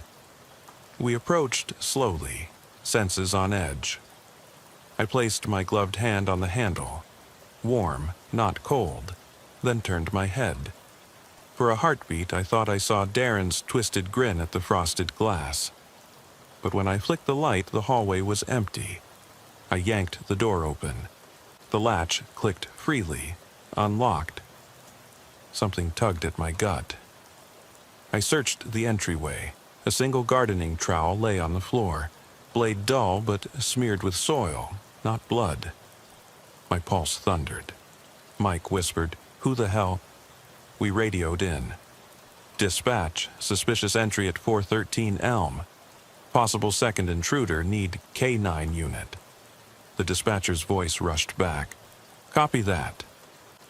I shone the light onto the trowel's handle. Grainy wood, splintered at the grip. It reminded me of the night Darren's wife had defended their child. Then I noticed scrawled words on the blade, faint, as though etched with a pocket knife. "Leave." My breath hitched. In that moment I felt eyes on me. From inside the house, through windows, from the dark corners beyond the fence. The afternoon glare felt oppressive, as though I'd stepped into a hall of mirrors where every surface reflected a broken face. I knew I should retreat, wait for backup, door breach with a team. But a deeper part of me, the part that had signed up for this life, took a step forward. "We're not done here," I said, voice low. Mike's gaze locked onto mine. He nodded. "Let's call it in, get the dogs, and sweep the house proper." We backed out, radioed for the K9 unit and a tactical team, and waited. Sunlight stretched long shadows across the grass, and as I stood there, ears ringing, I heard something over my open mic. Just for a second, at the edge of static, a low, rasping whisper. It sounded like someone saying my name. "Hayes. Hayes." I froze, chest tightening. Mike glanced at me, concern etched on his face. I didn't respond, because in that moment I realized this midnight encounter wasn't over, and it might never be safe again. When the dogs arrive, we'll see what's behind that door. But I know one thing with absolute certainty. Whatever it is, it hasn't left 413 Elm for good. By the time the K9 unit finally swept into the yard, the sun had dipped below the horizon and the street lamps blinked on, transforming the quiet afternoon into something closer to midnight again. The two German shepherds, Echo and Bravo, strained at their leads, nostrils flaring, paws scraping on the concrete. Their handlers knelt at the gate, clipped leashes to their collars and whispered commands. "Search!" Instantly, the dogs surged forward, heads low, noses tracing unseen trails. I followed close behind, hand on my holster, though the shoveled tumor case on Darren had left me wary of firing unless absolutely necessary. The tactical team gathered at the front porch, ballistic shields raised, rifles slung but ready. Mike stayed beside me, flashlight off to preserve our night vision. His breath came in shallow bursts. Echo led us along the side yard where I'd found those fresh footprints earlier. The dog's tail wagged stiffly, then stilled as she swung wide toward the back fence. Bravo veered toward the side door, nose pressed to the jamb, paws skidding on chipped paint. He let out a single, low bark. The handler whispered, "Door." We converged on the door. A solid oak frame with a single frosted glass pane half lifted. I signaled the breach team. Point man, shield, stack up.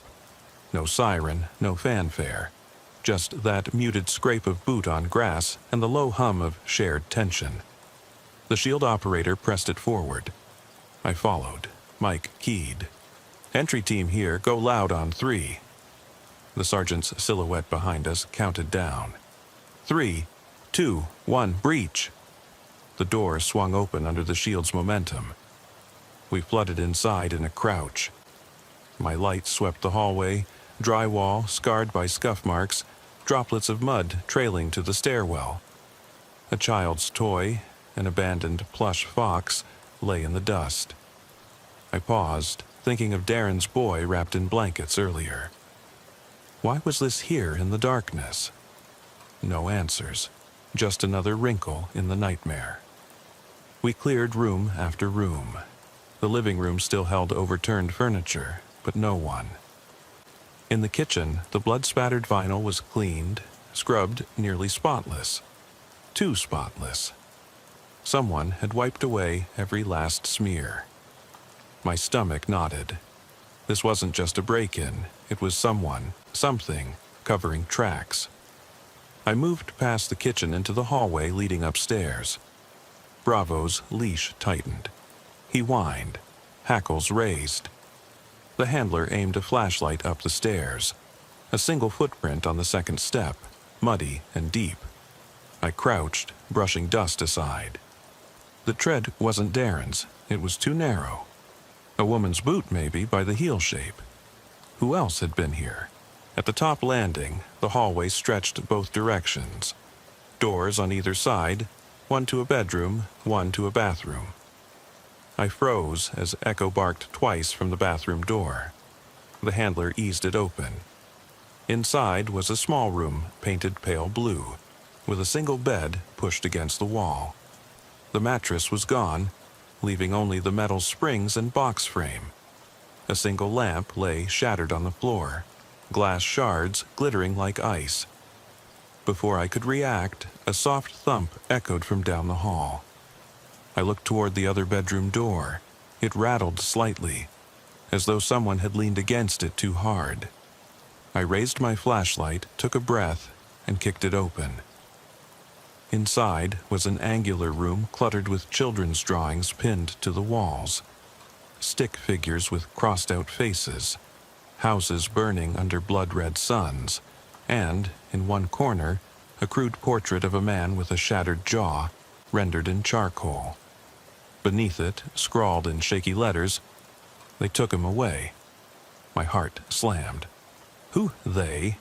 And why draw Darren's face? Mike nudged me. "Jace." His voice was a whisper, but carried a tremor I recognized. I tore my gaze from the drawings and scanned the room. An empty dresser drawer left open, clothes strewn on the floor, a child's raincoat draped over a chair. The coat hood had a smear of mud and something darker at the hem. I crouched, shining light on a smear too deep to be mud. I swallowed, stomach twisting.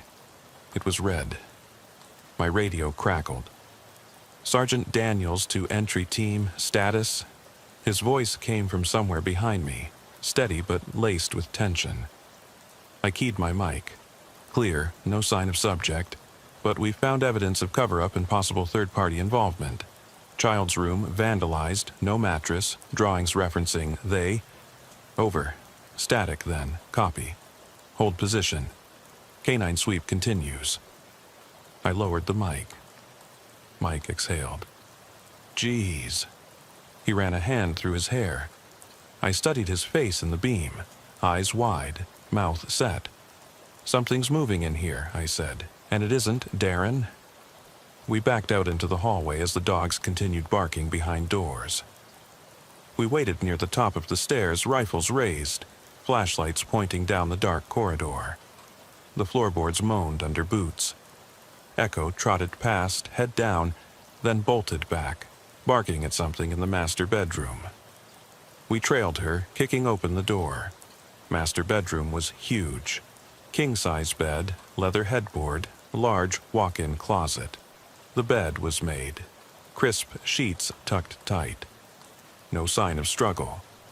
But the mirror above the dresser was cracked diagonally, like a lightning bolt. The glass spider-webbed across the reflective surface. My own face stared back, broken. I stepped closer.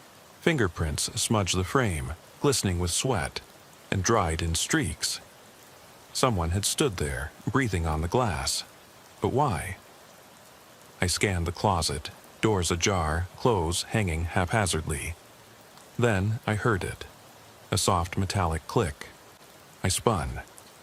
The closet rod shifted, and a wooden door panel behind the clothes swung inward, revealing a narrow crawl space. A low shelf held a lantern, one of those old rusted kerosene lamps. Beneath it, a single photograph lay face up on the floor. Darren's wife, smiling in daylight, son behind her, arm around their son. It was cut halfway, as though someone had sliced the bottom off. I picked it up, careful not to disturb any prints. The back had nothing written, no date, no note. Just a blank white space that felt more ominous than any threat. Before I could tuck it away, a sudden hush fell over the room. The dogs outside went silent too. I felt it, the air thickening, pressing against my lungs. My flashlight flickered. I checked my battery, full. Yet the beam dimmed, pulsed. The hairs on my neck prickled. Something moved behind me, just outside the doorframe, my hand tensed on the pistol grip. "Who's there?" I called, voice echoing. No answer. But from the crawlspace came a faint whisper. One word, jagged and soft. "Hayes." I turned to Mike, but he was already ducking behind the bed. I dove for cover behind the dresser. The pistol muzzle jerked in my hand as I raised it. The closet door creaked open wider, revealing inky darkness. The lantern sat on its shelf, flickering though it was unlit. The whisper came again, closer. "Hayes, you shouldn't be here." My heart surged. I radioed the sergeant. "We have a potential intruder in C-section. I need support now." The radio crackled. "Copy." ETA, 2 minutes. 2 minutes felt like an eternity. I edged forward, pistol extended at eye level, beam cutting into the crawlspace. My boots thudded softly on carpet, each footstep amplified in my mind. I glanced at Mike. His eyes met mine, wide in the dim light. He swallowed. Then movement. A pale hand snaked out from the darkness, fingers curling around the lantern's handle. I fired, once. The shot tore through the room. The lantern shattered, flames flickering as the fuel ignited. The fire spread in a crescent, pooling on the shelf. The crawlspace door slammed shut, knocking me back against the dresser. My ear rang. I scrambled to my feet and raced to the closet, kicked the door open. Ash and smoke billowed around me, stinging my eyes.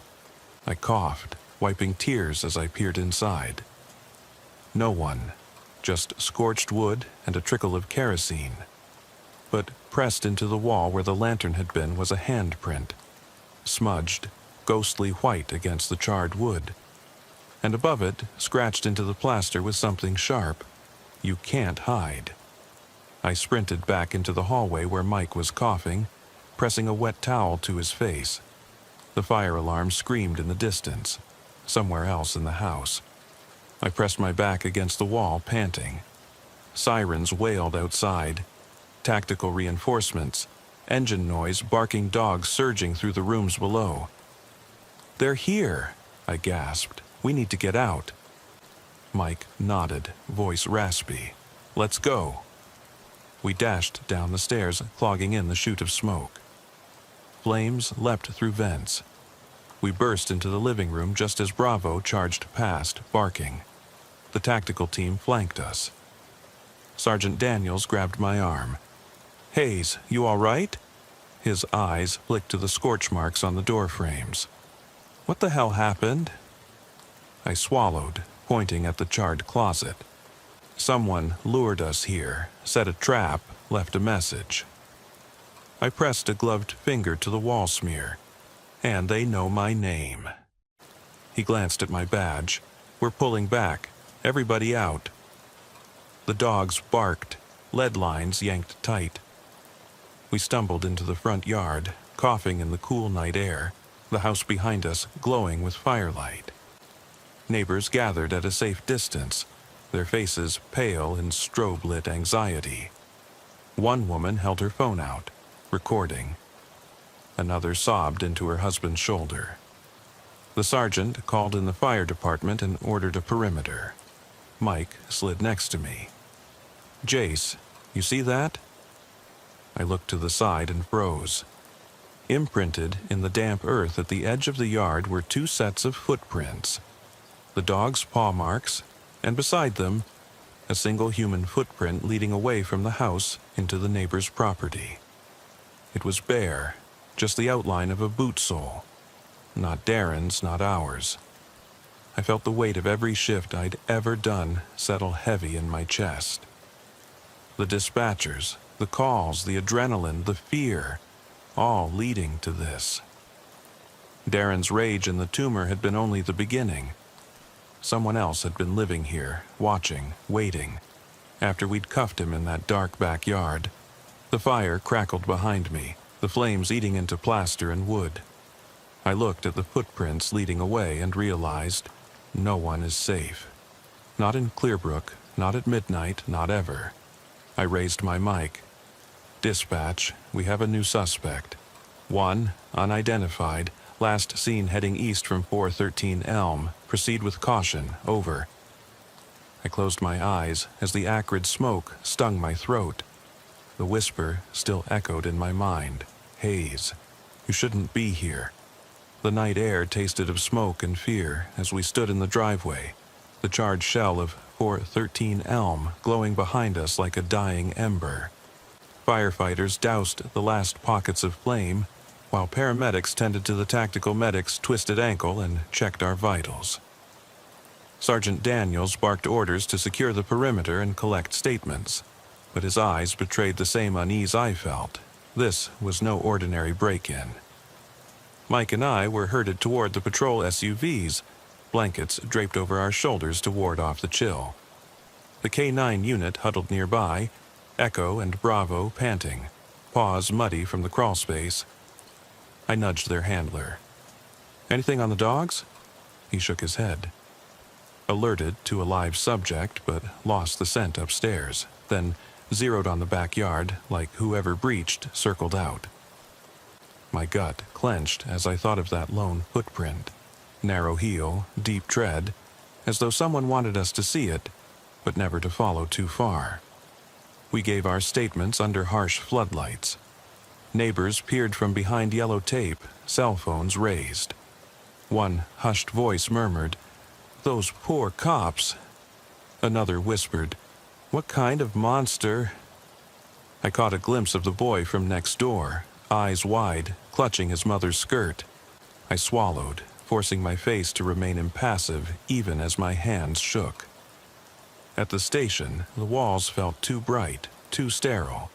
Desks under fluorescent bulbs, the hum of computers, the rustle of paper. Each sound a reminder of normality from which I felt forever estranged. I stripped off my gear and hung my uniform on a rack, staring at the bloodstains and singed fabric long after I'd left the scene. The locker room mirror reflected a pale, wide-eyed version of myself. Dark circles under cheeks, flushed with chilling adrenaline. Mike joined me at the briefing room table, 2 styrofoam cups of coffee between us. He stirred his sugar with a trembling finger. "Jace, that footprint, have you run it through the system?" I shook my head. Too small for Darren, too narrow, and there's only one track, like whoever was here wanted to slip away. He drained his coffee. "We need forensics on it, and check the neighbors' cameras." I nodded, rubbing my temples. "I'll get CSI rolling first thing." I retreated to my office, slammed the door, and booted up my laptop. The case folder glared back. 24-193, Thompson/Hayes incident. The first domestic violence call, the discovery of the tumor, our midday re-entry, the crawlspace fire. I clicked New Evidence and typed a note about the footprint, then attached the photos a forensics tech had emailed. A crisp, muddy outline in the damp grass. Shoe size around a men's 6. Not registered in any recent missing person reports. I flagged the file for review. My phone buzzed. A text from Dispatch. Unit 9-1. Any updates? Beat team on standby. I stared at it, then thumb-typed back. Awaiting CSI, will advise. Then came another buzz. My partner's mother concerned. "Are you both okay?" "Honey, I saw the news." My chest tightened. I hesitated, then replied, "We're safe. Working late. Love you." The pit in my stomach churned. How was I meant to reassure anyone when I couldn't shake the feeling that something was hunting us? An hour later, I walked to the evidence locker where the footprint mold sat in its plastic tray, moisture still glistening on its edges. A CSI tech, Skinner, veteran and quiet, peered at it under a magnifier. Pattern looks homemade. Outsoles scored manually, maybe on a handheld grinder. Whoever did this crafted those treads themselves. My throat went dry. "Why?" I murmured. Skinner glanced up. "To lead you somewhere. To make you notice that someone else was here, but why draw you back in?" I pressed my hand against the glass case. "Because they want me to come back, to finish something." He nodded, indifferent. "We'll check local cobblers, see if anyone ordered custom soles."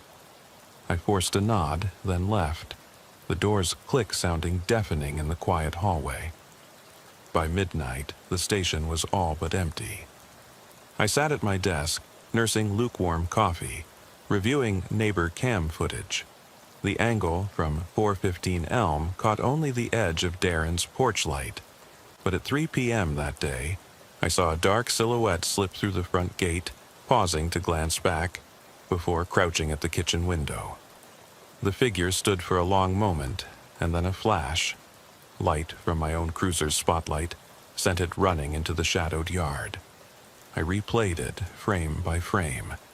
The lanky shape moved with deliberate calm, not the panicked dash of someone caught unawares. Whoever this was, they knew exactly what they were doing. Mike knocked on my open office door. "You okay?" His voice was low. I pointed at the screen. "Look, this is the same person. They came before we did this afternoon, scouted, then waited for the fire, then watched us flee." His jaw clenched. "They're studying us." I shivered. "And they know our schedules, our tactics." We exchanged a grim look. "We need to trap them," he said. "Set up surveillance, bait them." I pressed my lips together. "Agreed, we'll need a plan." We compiled a quick briefing. Stake out 413 Elm tonight. Hidden cams, motion sensors, maybe a decoy patrol run. We'd tape off the yard more securely this time, leave evidence deliberately exposed. A dropped glove, a half-written note reading, "Why did you leave?" in Darren's handwriting. Then, hide and wait. We presented it to Daniels, who raised one bushy eyebrow. "Risky," he said, "but maybe the only way to flush this out." He tapped his pen. "Get your gear, you two ride shotgun. No backup unless it's urgent, and leave the mic on open channel." By 2 a.m., we were in the unmarked van, parked 3 houses down. I saw the flash of motion sensors glinting in the yard like watchful eyes. My heart pounded as I checked my vest pocket. Extra taser cartridges, handcuffs, a spare mag. Mike loaded the surveillance tablet. "All cams online?" I nodded. "Thermals too." Outside, the wind whispered through bare branches, leaves skittering across the pavement. I exhaled slowly. Half an hour passed in tense silence, our headlights off, just the glow of dash panels. The only sound was the hum of the engine's idling AC. Then, at 2:43 a.m., a red dot, motion alert, flickered on the tablet. In the thermal cam, I saw a shape moving along the fence line. Not a dog, not a cat. 2 legs, slender torso, head bent low. Mike hit record. I leaned forward. "They're here." We slipped out, guns drawn but lights off, crawling on hands and knees to the fence. I peered through a mesh gap. In the yard, the subject stood next to the burned-out crawlspace entry, head cocked, turning slowly as if listening. Its features were obscured by darkness. I couldn't tell male or female, but in its hand glowed a chipped ceramic figurine. Darren's son's toy rabbit, smeared with ashes. My stomach lurched. The intruder had been inside the house again, scavenging keepsakes. A whisper echoed, "Hayes?" I froze. Mike's hand gripped my shoulder. "They know you're here." I nodded, heart slamming. The figure raised the rabbit, holding it out as if offering it to me. I swallowed, raising my taser. "Move in or fall back," Mike murmured. My mind raced. If we charged, we risked a trap. If we waited, they'd vanish again, along with any chance to catch them. Before I could decide, the figure clenched the toy, bringing it crashing down on the ground. Ceramic shattered, ears flying. Then it turned and melted into the shadows of the side yard. Motion sensors flicked off in sequence, plunging me into darkness. I radioed in. Subject sighted at fence, lost visual. Entry point crawlspace. Rabbit figurine recovered, destroyed. I need K9 and entry team now. The radio hissed back. "Copy that." Moving in, I lowered my voice to Mike. "They're getting bolder." He exhaled. "We're closer. Next time we might corner them." I glanced at the scorched crawlspace entrance. Ashes curling around its edges like black lace. The memory of the whisper, the rasp of my name in that burning closet, echoed through my skull. We retreated to the van, leaving the team to secure the yard. As we drove away, I saw the shattered figurine on the pavement, rabbit ears half buried in ash and glass. My reflection in the windshield stared back. Tired, hollowed, haunted. I pressed my hand to the glass and felt a faint tremor. The station loomed ahead, lights welcoming, but I knew there was no respite. Later, in the quiet of my apartment, I lined up the evidence on my kitchen table. The footprint mold, the mangled rabbit pieces, the photograph slice, the blood-spattered chair seat. Each a totem of that house's horrors. I laid them side by side, tracing connections with a pen. Tumor, rage, breach, fire, footprint, scout, toy, lure. The arrows pointed everywhere and nowhere. Something in me snapped. I threw the pen across the table. It clattered to the floor. My phone buzzed. A new voicemail from dispatch. My heart sank as I pressed play. A distorted voice, low and garbled. "Hayes, we're one step ahead." The message ended with a breathy chuckle and a click. Static, then silence. I sat in the dark, the table's evidence illuminated by a single lamp. Questions churned. Who was this watching us? Why target me? What did they want? And most terrifying, how long had they been planning this? As the voicemail's last echo faded, I realized the answer was no longer in the files or the house, but in the darkness between calls, where someone whispered my name as their favorite toy shattered at my feet. I closed my eyes, the words ringing in my mind. "Hayes, we're one step ahead." The voicemail's last whisper, "Hayes, we're one step ahead," echoed in my skull long after the line went dead. I sat alone in my apartment, the weight of those words pressing into my brain like a vice. Dawn was hours away, and I knew sleep would only leave me vulnerable, unarmed against whatever game this was. I shoved the broken rabbit pieces into an evidence bag and tucked it under my arm. I grabbed my keys, slid into my coat, and left without another thought. The station was a fortress of empty desks and humming computers when I walked in. Mike was already there, slumped in a chair at dispatch, eyes heavy with sleeplessness. I dropped the evidence bag on the table. He looked up, and for a moment I saw shock flicker across his face. "You came in," he said, voice hoarse. "Couldn't stay away." I nodded, pressing my palms into the table. "They called me, again." He rubbed his eyes. "You got the voicemail." I pulled out my phone and let him listen. The garbled, "one step ahead," lingered between us like a challenge. He swallowed. "We need all hands on deck." By 3 a.m., we'd cobbled together our final plan. A discreet return to 413 Elm Street. Not as cops calling the shots, but as bait. We'd leave the broken rabbit and the photograph fragment on the stoop. something tailor-made to lure whoever haunted that house into showing themselves. Then we'd lie in wait, hidden in the shadows, cameras rolling. If they came, we'd confront them. If they didn't, we'd at least know their methods.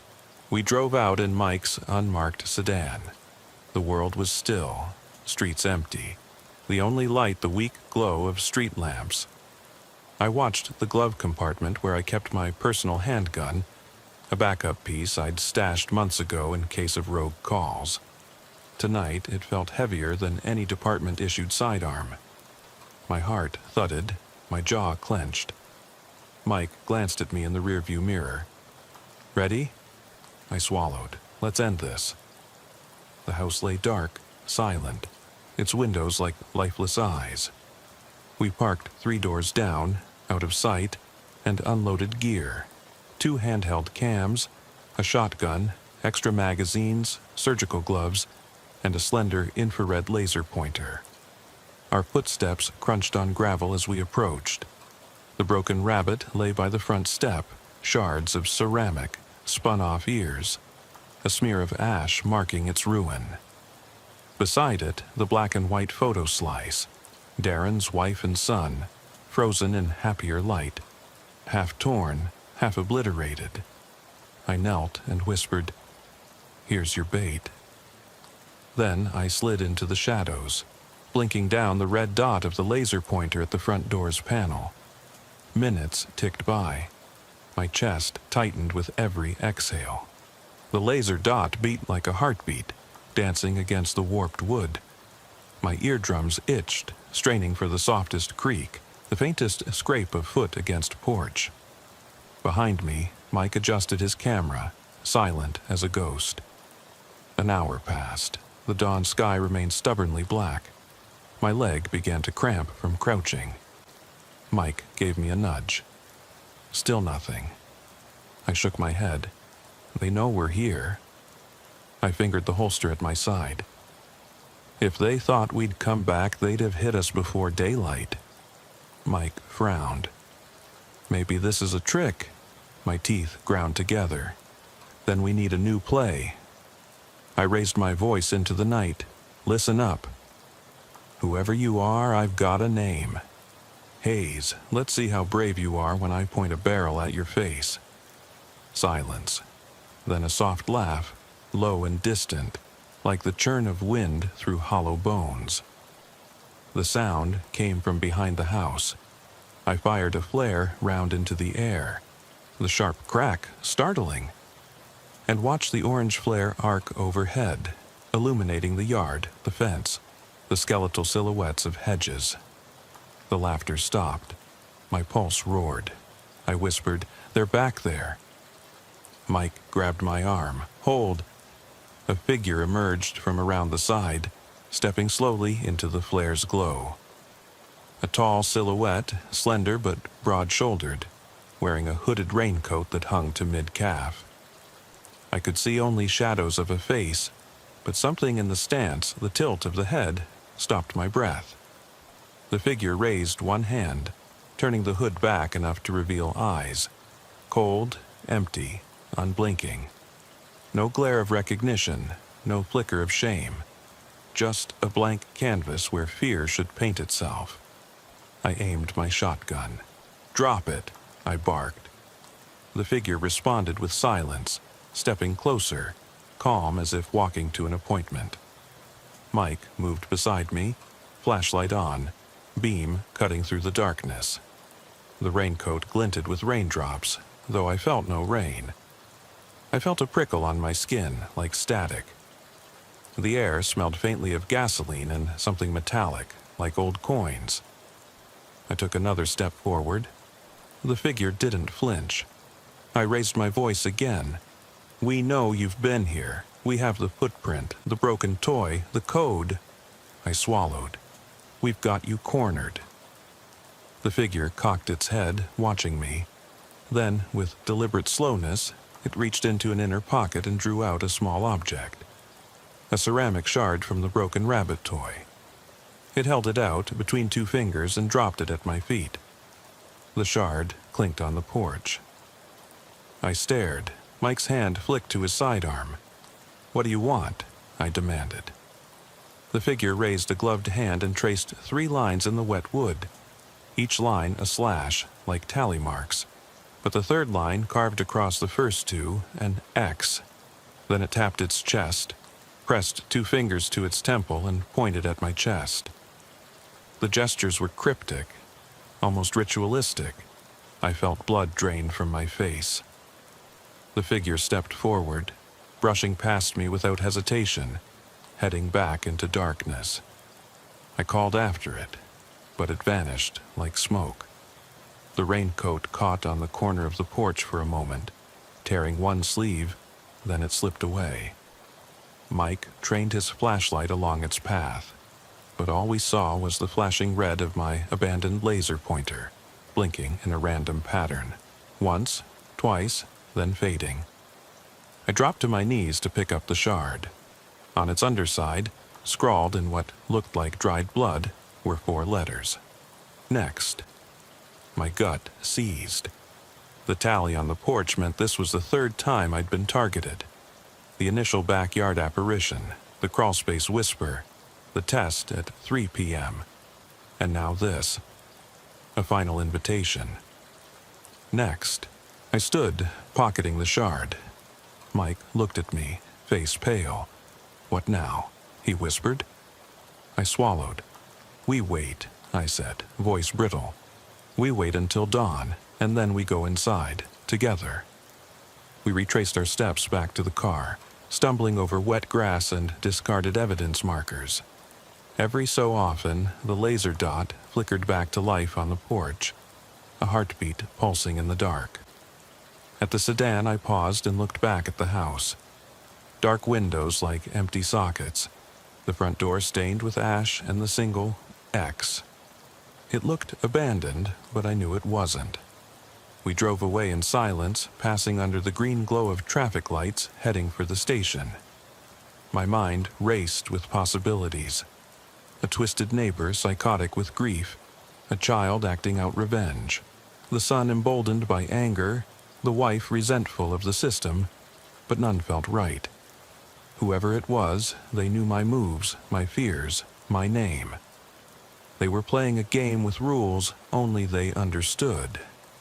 At the station, I filed the new evidence, photos of the tally on the porch, the shard reading "Next," the CCTV clip of the figure stepping from shadow to shadow. Then I dropped into a chair, exhaustion finally catching up. Mike leaned over. "You think they'll come back?" I closed my eyes, picturing the figure's blank stare. If they said next, they expect me. My voice cracked. They want me to go inside. He placed a hand on my shoulder. "We'll do it together." I nodded, grateful but hollow. Together. We geared up for the final entry. Flashlight, taser, pistol, evidence markers, and a GoPro strapped to my chest. At 5:45 a.m. we rolled out. Convoy formation, unmarked sedan, marked cruiser, 2 backup units. The sky was a deep purple, the first tendrils of dawn creeping behind low clouds. I felt the old rasping thrill of a call, the adrenaline sparking in my spine. Only this time the call was personal. We arrived at 413 Elm. The yard was empty, the raincoat torn and discarded on the lawn as though snagged by a branch. Motion sensors and evidence tape fluttered in the breeze. My boots crunched on the path. I paused, recalling the laughter, the whisper, the tally marks. I took a deep breath, keyed my mic. "Haze to all units, move in on my signal, I'm going up." Mike fell in beside me. The front door was ajar, never a good sign. I nudged it with my toe. It swung open, groaning. The porch was empty, the tally marks freshly carved, rainwater pooling in the grooves. The X shone dark against the wood. I raised my light into the threshold and stepped inside. The living room was cold, silent, floorboards slick with condensation. My flashlight beam caught on the fireplace mantel, where the torn photograph fragment lay face up. I knelt and picked it up. On the back, scrawled in matching ink, "Find me." That was all. The rest was blank. I looked to Mike. He nodded. We swept our torches across the room. Furniture overturned, curtains drawn back, dust motes drifting like tiny specters. The front window was wide open. Footprints led out into the yard. But another set of prints led deeper into the house. Bare footprints, small, rounded, like a child's. My pulse stuttered. I whispered, "The boy." Mike froze. "You think," I shrugged, "or someone wearing his shoes." Before we could move, a soft scraping behind us made us whirl. The shadow of a child's toy rolled across the floor. A single plastic soldier. Helmet caved in, lying on its side. I exhaled. He's setting the stage.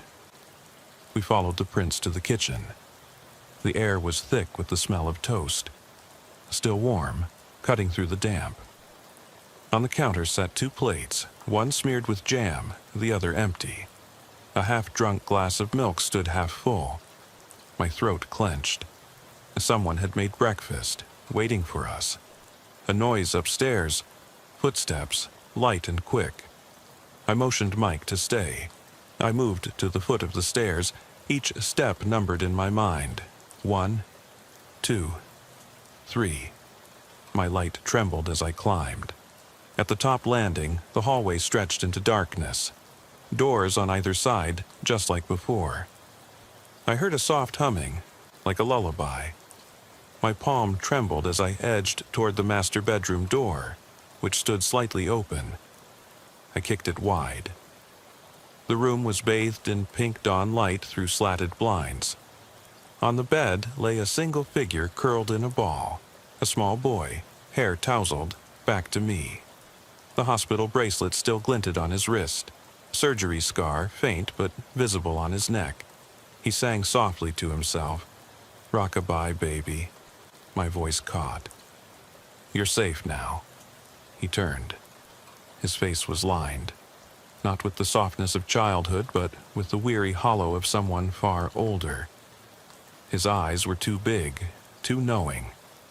He dropped the lullaby and smiled. A slow, terrible stretch of lips that revealed nothing but darkness. "I missed you, Hayes," he whispered. "Next time, come find me." I raised my pistol, but before I could fire, he vanished, like mist dissolving in the air. The room went silent, and I felt the weight of every question pressing down. Who was this child? How had he survived? What did he mean by next time? And most of all, why did I feel relieved? I remember pulling onto that dusty lane just after the sun dipped below the pines, the windshield wipers barely moving in the light July drizzle. The cruiser's engine idled, heartbeat steady, as I killed the lights and eased the door open. The air smelled of wet earth and old wood, like the corner store back home in Baltimore, mixed with something fouler, something I couldn't name. My partner, Maria, nudged me and nodded toward the porch.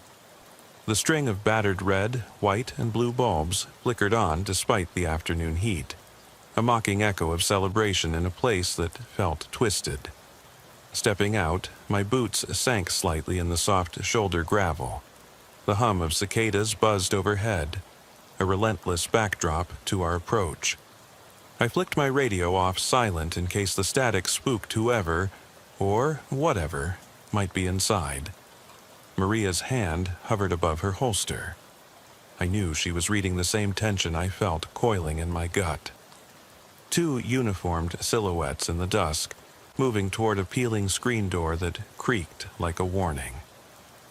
She was waiting, Marianne Clark, shoulders rounded, brown hair limp and streaked with sweat.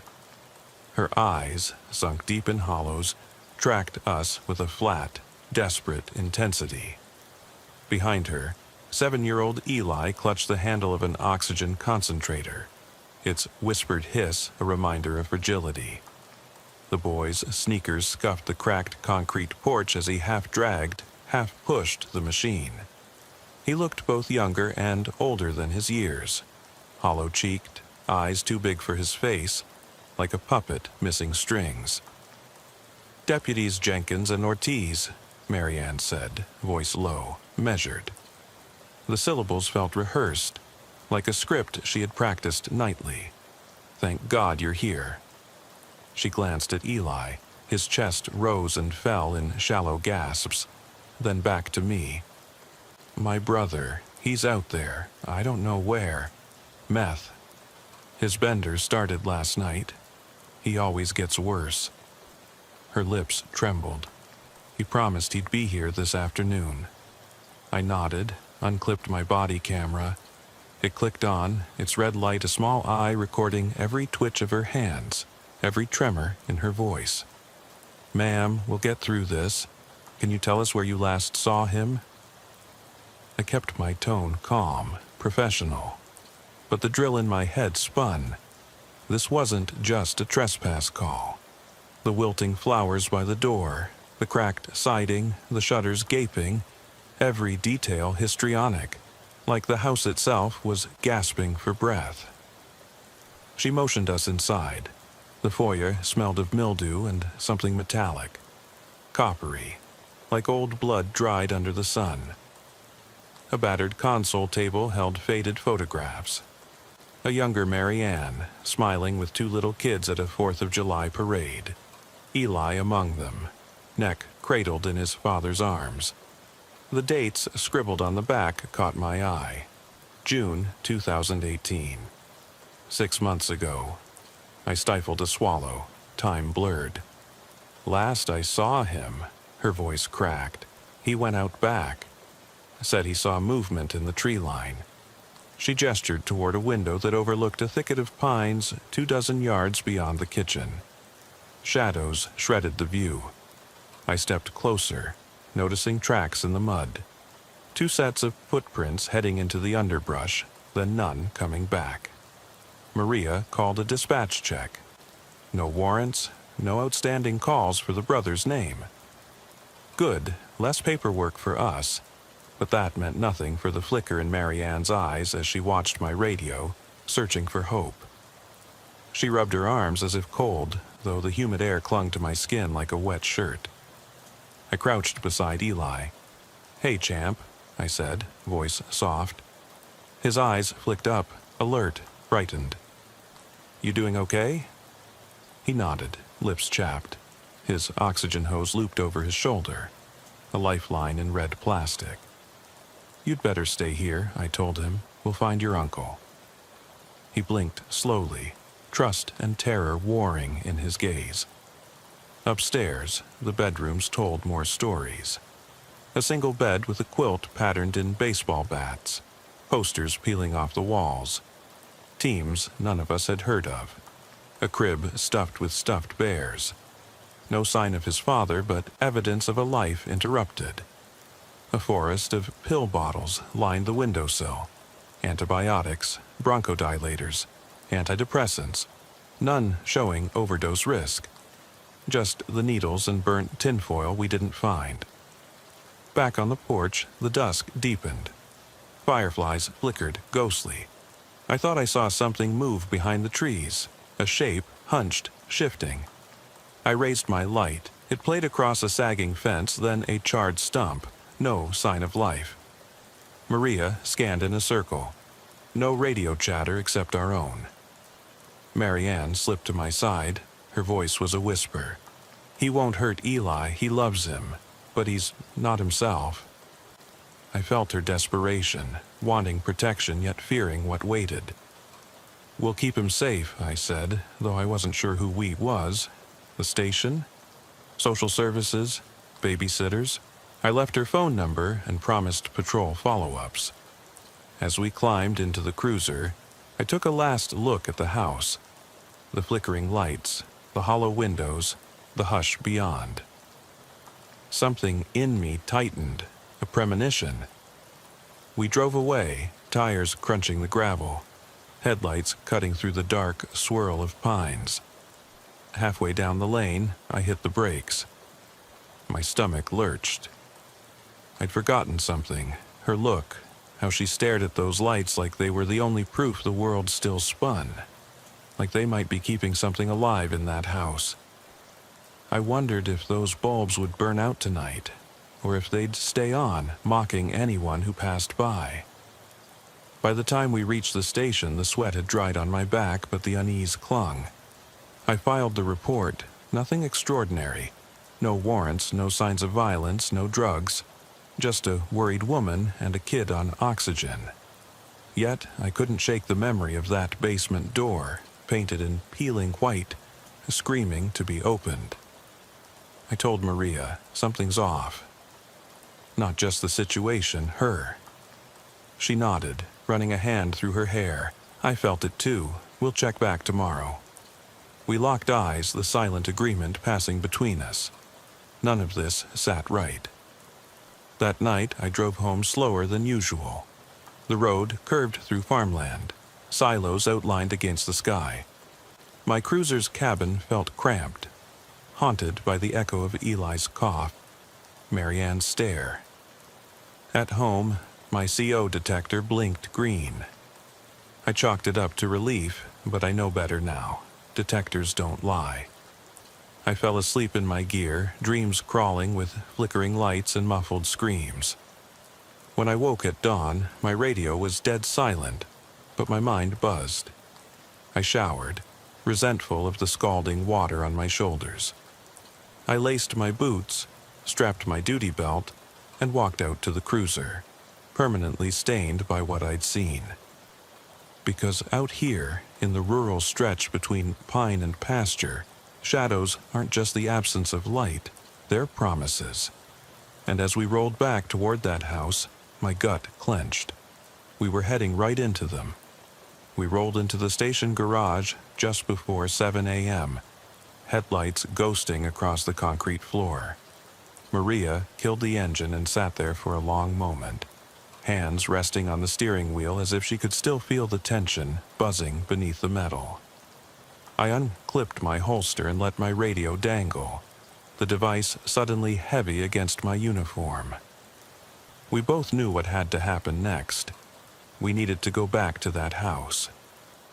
Inside the briefing room, the fluorescent lights hummed overhead.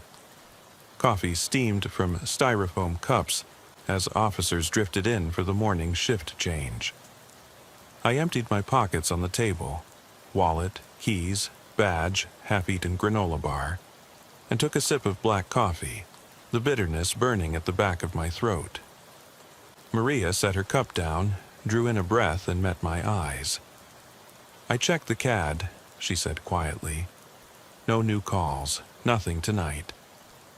She flipped open her notebook. "Eli's in foster care until CPS looks at the case. Marianne's at County General under a 5150 hold. They ran tox screens, no illicit substances." Her pen hovered. Carbon monoxide levels were high. They sealed the house. I nodded, swallowing. "So what do we do?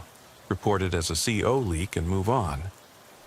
She let her gaze drift to the wall-mounted police clock, its second hand ticking in white staccato. "We can't. That house, there's more to it. That woman wasn't just sick, she was contaminated. Marginally exposed, but enough to crack her mind. And Eli survived because of that oxygen concentrator. What else in that house could be?" A knock cut her off. Deputy Carlson stuck his head in. "You two on the Clark call again?" Maria looked up. "Yeah." She closed her notebook. "We'll be back out." He frowned. "Be careful. Heard someone tried to break in last night. The yard camera caught a figure slinking near the windows. No ID on the tape yet." My chest tightened. "Someone's messing with the house again?"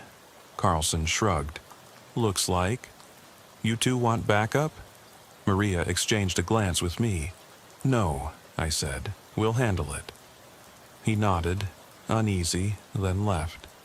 The door clicked shut, and we were alone again with the hum of the AC vent and our own distracted breath. I rubbed my temples and said, "I need to see that basement. There's something we missed." She slid a file across the table. property records, plumbing permits, a decades-old blueprints sketch showing a coal chute, and an attached root cellar. The basement space extended farther under the lawn than the house footprint, an unexplored crawl space. "This wasn't in the inspector's report," she said. "Didn't know it existed. Whoever sealed it with hazmat just plugged the water heater room." I stared at the lines tracing a narrow tunnel beyond the furnace. "We have to get in there." My voice sounded raw. "If someone's back at the house tonight, that crawl space could be the way in." Maria bit her lip. "We need a warrant for that tunnel." Her pen tapped the file. "We can get one fast, but we'd need to secure the scene tonight." I nodded. "Get hazmat to clear the CO levels. Social services to keep Eli at the safe house. We lock down the perimeter." The gears clicked into motion. "I'll run the warrant paperwork. You call the CO team and CPS." By noon, we had our orders. The house was cordoned off with yellow tape. Deputies stood at each corner. The hazmat crew in full gear tested every room again. Floors, windowsills, ceiling joints, until the handheld monitors read 0. Vents were purged. Fans run for an hour. CPS had removed Eli's oxygen concentrator and sent him to a foster home 2 counties away. Marianne was asleep in a secure psychiatric ward, her file marked for long-term evaluation. Maria and I approached the porch together, flashlights clipped to our belts. No more flickering holiday lights. Someone had cut the power. The front door lay slightly ajar, its latch bent inward. We drew weapons, not out of expectation of violence, but to show presence. Inside, the hallway was cooler, still damp from the morning's decontamination fans. Dust motes hung in the shafts of light from the high windows. I clicked on my body camera. Deputies, Jenkins and Ortiz, securing additional interior access. CO levels, safe. CPS status, juvenile removed. Maria recorded the conditions. All clear for search warrant execution. Basement access pending. We stepped into the kitchen where the first call had brought us. Its linoleum floor scuffed, counters overturned as if someone rifled through drawers. I dusted for prints at the faucet. None. Under the sink, a spray of cobwebs, but no hidden contraband. A scrap of paper fluttered to the floor. An old receipt dated December 23, 2017. I pocketed it. A Christmas tree farm, 20 miles north. Some memory Marianne clung to. Beyond the kitchen, a door led to the back porch. Gray light filtered through its cracked window. Maria shone her light on the eastern wall, following the seam where paneling met floorboards. "Here," she whispered. A row of old coat hooks was bolted above. 2 hooks were newer than the rest. She pried the board gently. A latch clicked. A hidden door swung inward. We descended 4 narrow steps, the concrete cool and damp underfoot. The headroom shrank until we had to hunch. My breath fogged in the beam of my flashlight. The tunnel stretched 10 paces before opening into a root cellar. Packed dirt walls, tin cans on rickety shelves, pottery shards scattered. There, humming softly in the corner, was another oxygen concentrator, identical to Eli's. Maria's voice trembled. "Why are there 2? I stepped closer. The machine hummed as if waiting. Black mold curled along the walls. A rusted hand tool lay discarded. The air smelled stale, like old root vegetables mixed with something acrid. My light caught a polished copper pipe rising from the floor, then bending into the wall above. The seam was brittle, corroded. I traced it to a valve wheel half a foot above the floor. "This is feeding the furnace room upstairs. If it's open to the house," I swallowed. "Someone could have been exposed to CO for weeks." Maria shone her light upward, illuminating the staircase returning to the utility room. No wonder Marianne deteriorated. But who built this tunnel? Was it original, or did someone add it later? I shook my head. Doesn't matter now. We need evidence. Photographs, measurements. Then we call in building code enforcement. But first, check for footprints. We circled the cellar. In the damp earth near the pipe, boot prints sunk into the mud. 2 different sizes, one small, one larger. The smaller matched my boot size. The larger was a size 10, like Maria's. She stepped backward, eyes wide. Did I walk down here before? I froze. You're telling me you've never... She raised her badge. I wasn't here yesterday. My pulse thundered. I saw you clear the fans upstairs. She shook her head. I worked the hazmat entry point outside. I never touched that valve or came down here. A third boot print lingered. Smaller than mine, newer, pressed into the damp edge. I knelt, pressing my finger into the mud. The print gave way easily. Someone's been coming back, I said. Not just random trespassers. Someone who knows this place. Maria rounded on me. You think it's the kid's dad? I didn't answer. A faint clink echoed somewhere above, like metal against metal. We both jumped. I swept my light up the tunnel. Shadows pooled at the ceiling. My radio crackled to life. Deputy Ortiz, report. Her mic feed spluttered. She looked at me, panic flashing. My badge, my radio is dead. My own device went silent too. Dead battery? No, it should have hours left. My breath caught. We were underground, cut off. The cellar felt oppressively small, and the tunnel exit was a narrow slit of yellow light. A scraping noise drifted toward us, soft but steady, like fingernails on wood. It came from the direction of the valve. Maria swallowed, flashlight wavering. Sam, someone's here. I swallowed. Stay calm. I reached for my phone, no signal. My hand shook as I clicked the camera app. The phone light activated, cutting a thin beam. In the corner, half hidden behind a stack of canned beans, I saw movement. A shapeless mass shifting. I whispered, "Identify yourself." Silence answered. The beam tracked to a figure crouched low, knees drawn up, face obscured by shadow. Its breathing was shallow and quick. I hissed, "Show your face!" It lunged forward, knocking the beam out of my hand. I stumbled backward, heart pounding. Maria shouted, "Sam!" We scrambled in the dark, me fumbling for my flashlight, her reaching blindly for her taser. The figure darted past, scraped against the wall, and vanished into the tunnel. My light flicked back on, illuminating a single shoe print by the valve. Small, half covered with fresh mud, the tread pattern of a child's sneaker. My chest tightened until I couldn't breathe. "It's Eli," I gasped. "Eli's been down here." Maria caught my arm. "That's impossible, he's in foster care." I shook my head, fear roaring. Someone's luring him back, they want him exposed, or worse.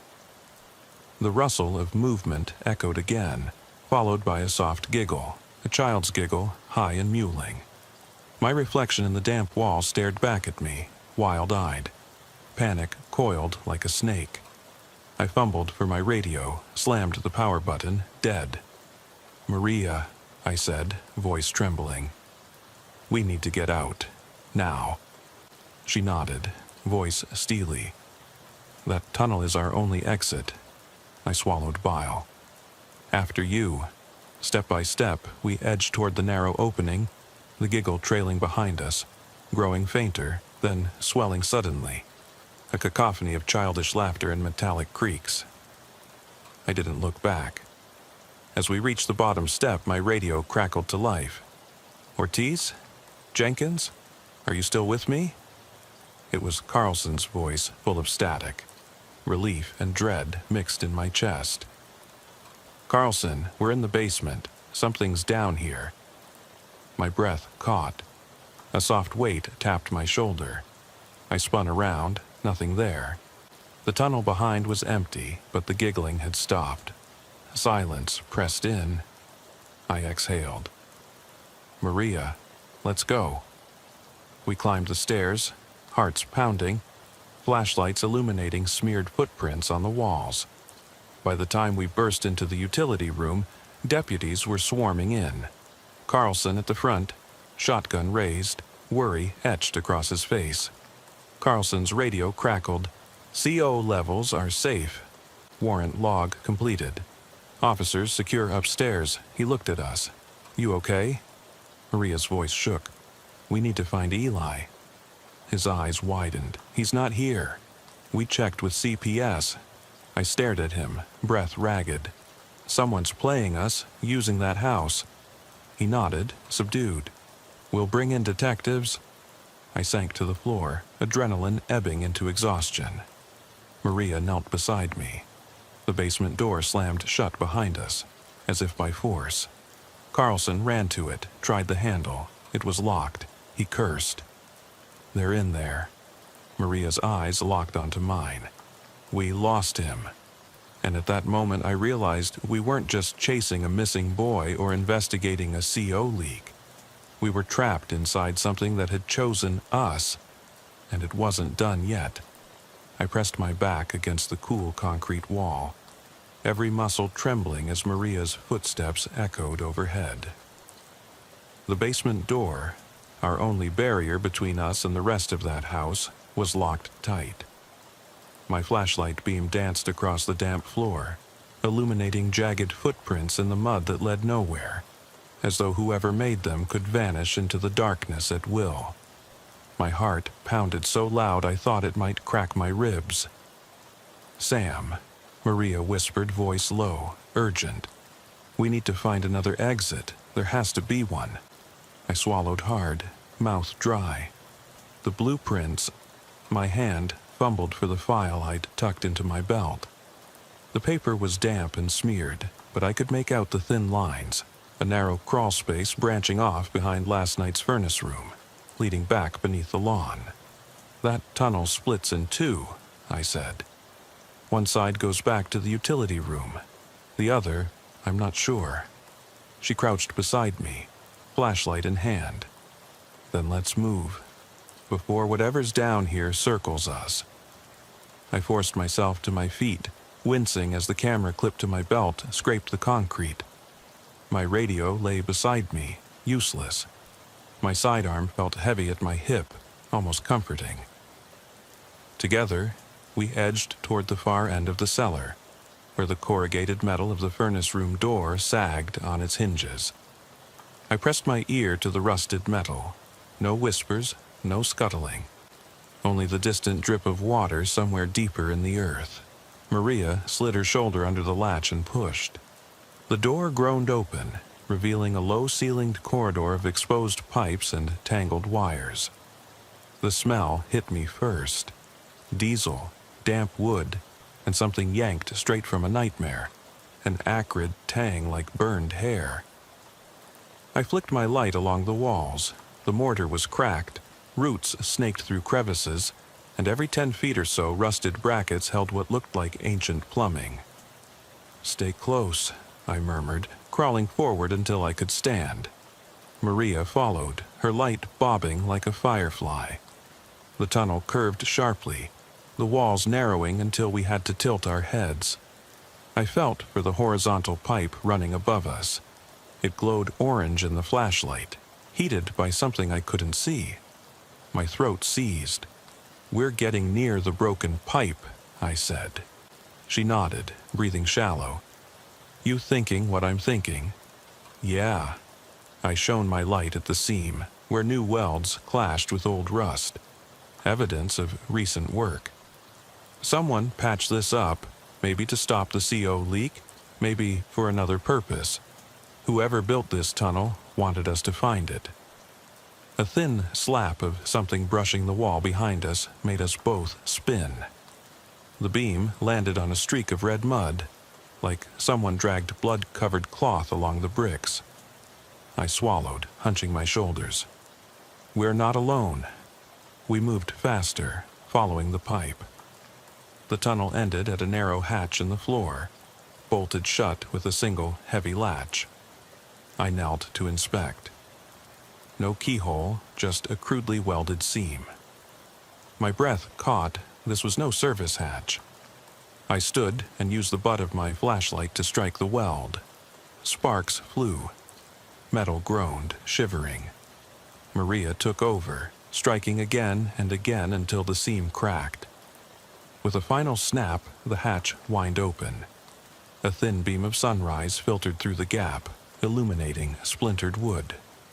I lodged my flashlight in my mouth, gripped the edge, and hauled it open. It spilled onto the back porch. The same one we'd first approached 2 nights ago, littered now with broken boards and footprints. A garden hose lay coiled, its end dripping. The porch railing was missing a baluster. Splinters jutted. Maria followed, sliding out, gun drawn. I crawled out last, dusting gravel from my uniform. The air was crisp, cool. Nothing like the damp stench below. The front door lay ajar. We paused, scanning the yard. No lights, no movement, only the sagging trees and the gray sky. Then I saw footprints leading away toward the tree line. 2 sets, one adult, one small. I sheathed my flashlight and radioed Carlson. Carlson, it's Jenkins. We've breached the basement exit. 2 sets of prints heading north. The hatch was recently cut. No sign of forced entry downstairs except that hatch. Be advised, suspect may have left on foot. Static crackled. Then Carlson's voice. Copy that. Back up en route. Units heading to intercept north perimeter. I exhaled. Good, let's follow. We left the porch in single file, adrenaline coursing. The first set of footprints were clear. Deep heel impressions, size 11. Mine, from yesterday when I'd surveyed the yard. The smaller ones were tiny, toddler-sized, the tread pattern of a hand-me-down sneaker. I blinked. That's Eli, Maria finished. Her voice trembled. I swallowed. He followed us. We sprinted toward the cratered dirt lane, where our cruisers stood parked behind yellow tape. Carlson's gray cruiser rolled up as we emerged, headlights grazing the treetops. He jumped out, shotgun in hand. What's your vector? I pointed down the lane. He's that way, but we need to check the house again. Something's wrong. Maria cut in, voice tight. I saw old prints up there. Evidence of someone living in the attic. I swear I felt eyes watching. Carlson frowned. No sign of forced entry upstairs. Hazmat sealed it. I shook my head. Hazmat only sealed the furnace room. Someone broke in through that basement hatch, lived there, waited for us to find it. My throat closed. They know our procedures. They know how we think. We fanned out. Carlson and Maria ran parallel down the lane toward the old tree line, me cutting through the yard toward the front door. As I passed the porch, I saw it. A child-sized handprint smeared on the white railing. The print was no longer clean, smudged with dirt and something darker, sticky. I squatted and touched it gingerly. My finger trembled. It felt warm. "Maria," I called, voice raw. She rounded the corner, eyes wide. I held up my finger. This was fresh. She pressed her palm beside mine. And it wasn't there this morning. Carlson radioed in. Deputy Ortiz, Jenkins. Suspect prints lead into the woods. We're approaching the tree line. Maria and I exchanged glances. "Let's go," I said. We tore down the lane, heartbeats thundering in our ears. Beyond the fence we found a narrow footpath, flanked by brambles and thick brush. The prints disappeared into the darkness of the trees. Maria brushed aside branches. I followed, hand on holster. The path narrowed until we could barely stand. The forest closed in. Then we saw it. A circle of broken Christmas lights half buried in mud. A fragment of that festive string that had never turned off. They lay just beyond an ancient oak carved with initials. M plus C, July 4th, 15. Beneath them, footprints circled the tree, drawing a spiral in the soft earth. I knelt to examine the spiral. Child-sized in the center, adult-sized further out. At the center lay something small and wriggling. A handheld oxygen concentrator, the same model as Eli's, wires severed, battery dead. Beside it, a board painted white with a crudely carved message. Safe with me. My skin crawled. Whoever's doing this, I breathed. Maria's flashlight caught something beyond the oak, a silhouette hunched low, rocking. We froze. Then a soft sob, then a child's voice. Please don't leave me. I stepped forward, calling, Eli? It's Deputy Jenkins. We're here. Come to the light. The silhouette stiffened. A small shape dropped from its arms and scuttled into the underbrush. The rocking stopped. A cold wind rattled the lights. The carved board's letters seemed to writhe in the flashlight beam. Maria and I exchanged a look of hollow dread. We need backup, she whispered. Carlson's voice crackled. Jenkins, Ortiz, status? I swallowed past the lump in my throat. I'm with Ortiz. We found the concentrator. We have a message carved into a board. Safe with me. I think Eli, he ran off deeper in. Carlson's tone went bone white. Hold position.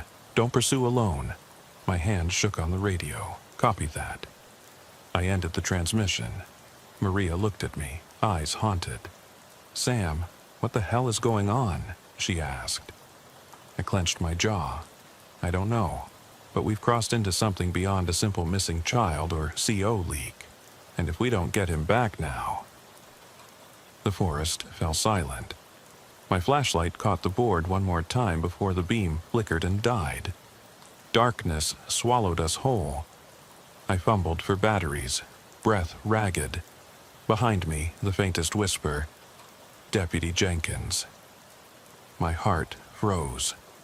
My lungs burned as Maria and I pressed deeper into the thicket, the narrow deer trail twisting through oak and hickory until the forest canopy swallowed the sky. Every crack of dried leaves underfoot sounded like gunfire in my ears. My flashlight cut a swath through the gloom, illuminating the same twisted roots and broken branches that, only hours ago, I might have mistaken for a typical backwoods path. Now, each jagged stump and low-hanging limb felt like a hand reaching out to trip me, to pull me into the dark. Eli, I called, voice raw. The beam bounced over a fallen log ringed with mushrooms and moss, then settled on the mud where his tiny footprints blurred into a skiff of geese feathers. I crouched to trace them. Toe prints pressed into damp earth, the same pattern as his old sneakers. The path forked here, 2 branches into shadow. Maria knelt beside me, her pale face lit by the flashlight's glow. Which way? She whispered. Her breath plumed in the beam. The forest was eerily silent. No wind, no bird calls, just the distant drip of water. We need to choose fast. Carlson's team said they'll be here any minute. I studied the prints. One set veered left, the other right.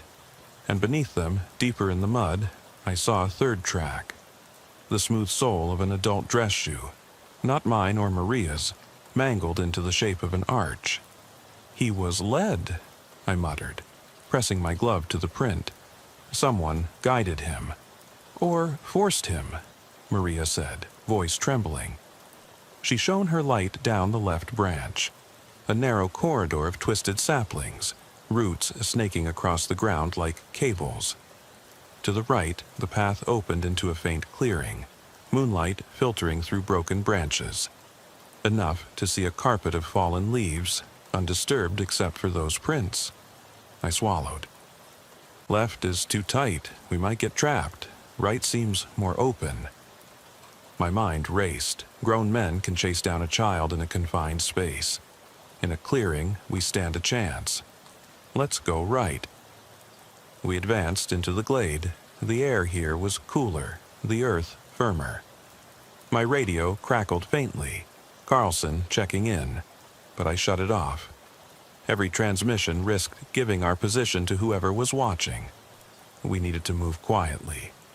At the edge of the clearing, a single tree stood apart, its bark peeled in a spiral around the trunk. Beneath it lay Eli's shattered oxygen hose, coiled like a broken serpent. The concentrator's battery pack sat a few feet away, twisted open, wires splayed. I picked it up, voice thick. Why would someone disable this? Maria scanned the tree line. To keep him from running back, he's vulnerable without it. I nodded, stomach churning. He's probably terrified, coughing, gasping. I clicked my pen light into the hose inlet. Nothing but dirt and a few dried leaves. He can't breathe well without it. A sudden rustle to our left seized my attention. My gun came up. Maria's followed suit. The beam flicked over hidden roots, broad leaves, then caught on a manila envelope nailed to a tree. I crossed and pried it free. Inside, a crumpled photo of Marianne Clark, taken on a bright December morning, her smile torn away, the image scratched with ink. She lied. In curling handwriting on the back, I tried to save him. You ignored her. My breath caught. She blamed us, I whispered. Marianne. Maria's eyes widened. She wrote this? Or someone wants us to think so. I studied the photo. Marianne's eyes glossy with tears, staring straight ahead. Beneath, someone had scrawled in block letters, "Find me." The edges of the picture were singed. Whoever left it here wanted us to follow. My phone buzzed in my pocket. Carlson again. I ignored it. We were on her ground now, every step choreographed by someone in the shadows. Maria brushed her glove across her forehead. Sam, she lied. What does that mean? She's the one who called us. She was the victim. I slipped the photo into my pocket. Maybe she's not the victim. Maybe whatever poisoned her was a warning. My pulse thundered as we turned away, following a faint trail of broken twigs leading deeper into pines so dense we had to push branches aside. The path sloped downward toward a shallow ravine. I could hear rushing water, distant but distinct, a creek bed. Darkness pooled ahead, broken only by Maria's flashlight, bobbing like a ghost. We reached the ravine's lip. Below, the creek glimmered silver in the moonlight. On the far bank, footprints led up a slick bank, the imprint of a child's hand leaving a smear of blood on a pale root. My stomach lurched. He's hurt. Maria's voice trembled. We need to cross. I peered down, 6 feet of exposed rock, slick with moss. No bridge. Around us, the earth sloped sharply. Maybe if we climbed down the path on the left. A crack echoed overhead, like a branch breaking. My light arced upward. A figure in dark clothing crouched on the bank above us, face hidden. The beam caught the gleam of wet eyes, adult, wild. He watched us. "Down here," I shouted, raising my gun. "Step forward, hands up." He didn't move. Instead, he pointed toward the creek bed. My stomach clenched. In the water, I saw something. Pale fabric drifting in the current, snagged on a rock. A small shirt, Eli's shirt, soaked through and stained. "No," I whispered. I dropped to my knees, leaning over the lip, heart hammering. I could almost see the rippling water, something bulky beneath, swimming slowly against the current. A shape too large to be a rock. Maria joined me, flashlight slicing through the dark. A pale arm, blade of a hand, fingers splayed. My hand shook as I flicked on my infrared. The heat signature was dim, but distinct, human. I swallowed bile. He's alive, but he's down there. Maria nodded, face pale. "We have to get him." I scanned the bank above. The figure had vanished. No footprints, no broken twigs, only the echo of that crack. I stood. "We'll wade in. Cover me." I removed my jacket, gun belt, gloves, leaving my duty belt and weapon holstered to my thigh. Maria followed suit, our uniforms bundled in a loose pile at the edge. I clicked my flashlight to steadiest beam and stepped onto the slick stones, water lapping at my boots. Cold shot up my calves. I pressed forward, knees sinking, water swirling around my waist. Halfway across, a hand grabbed my ankle. I yelped, shining my light down, a clenched fist of mud and roots, as if the earth itself reached for me. I kick-stepped free, sloshing forward until I reached the shirt. I yanked it toward me, strained to see beneath the surface. The current tugged at my legs. A second hand shot out, pale and trembling. "Eli!" I lunged, fingertips grazing skin. The water was ice.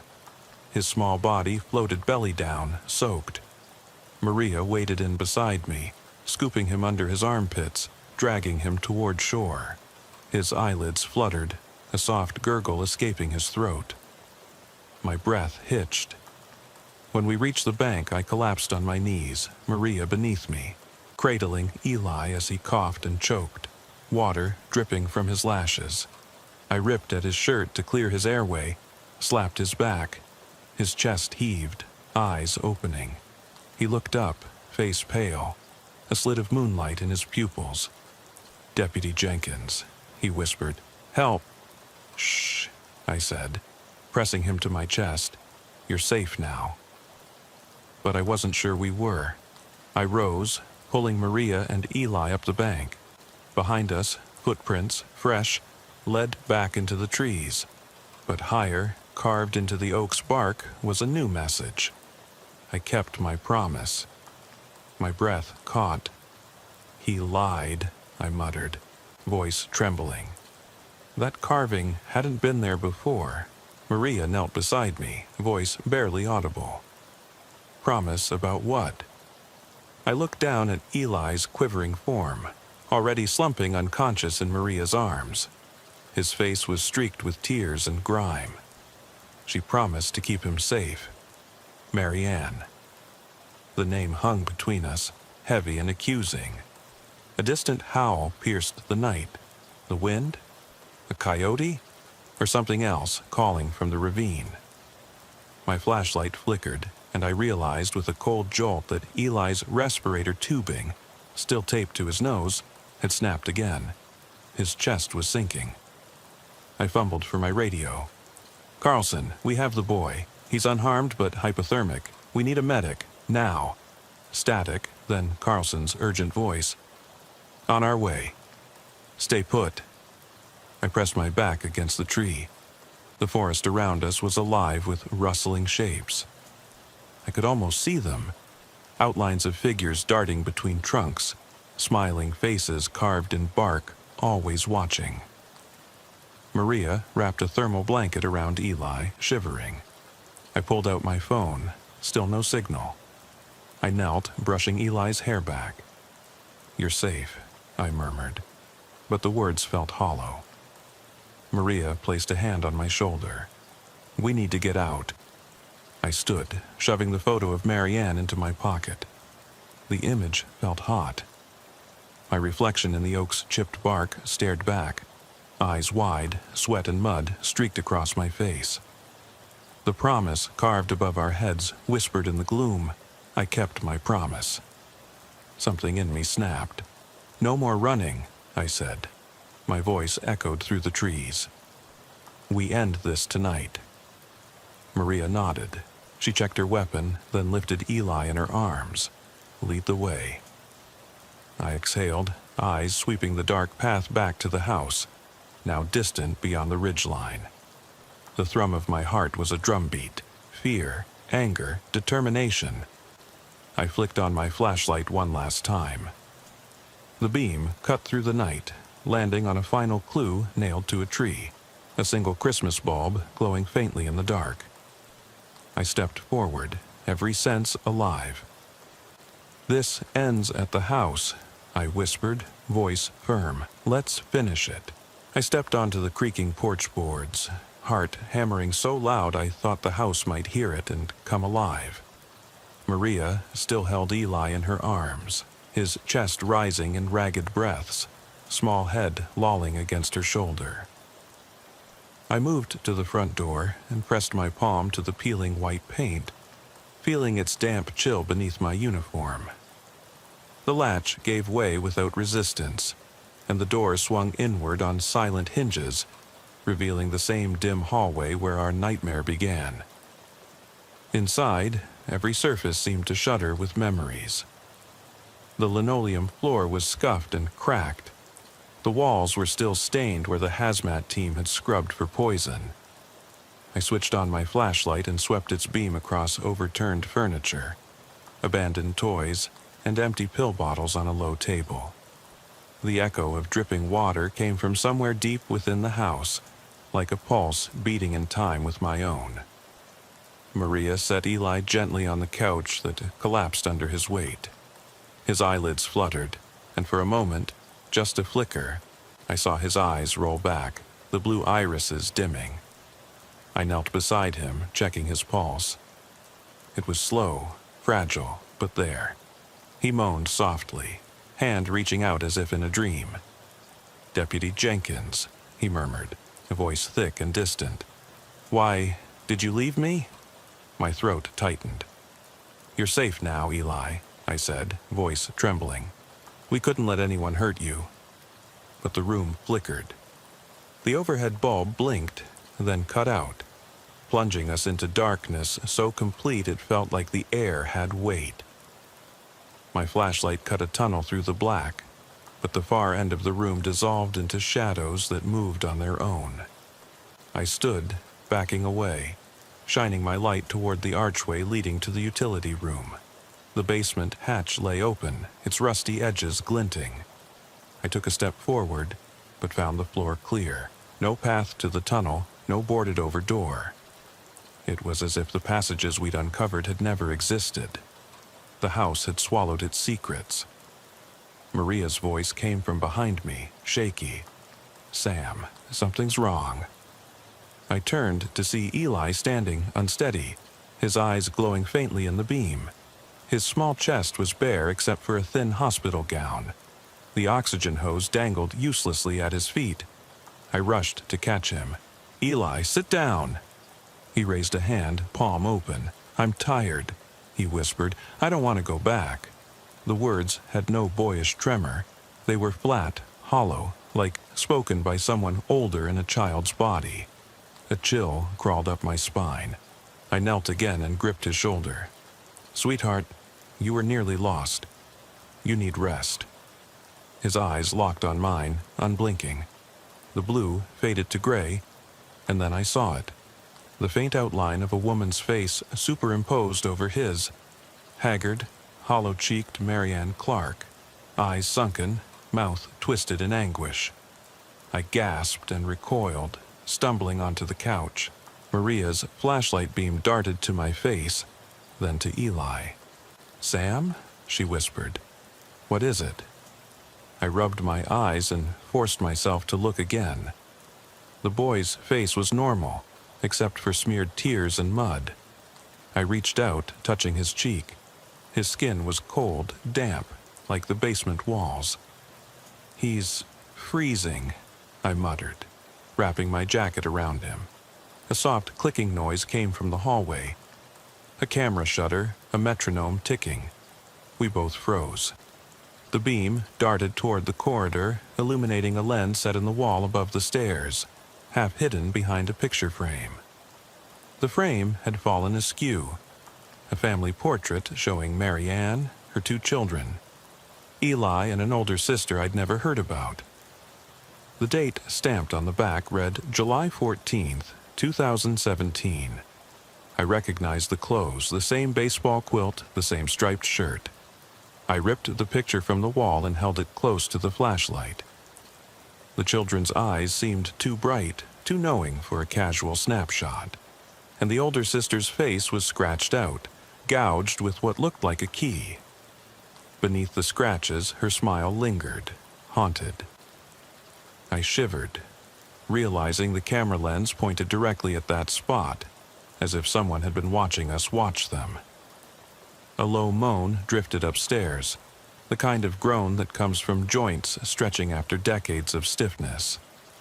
The floorboard above creaked, then a soft dragging sound, fabric against wood.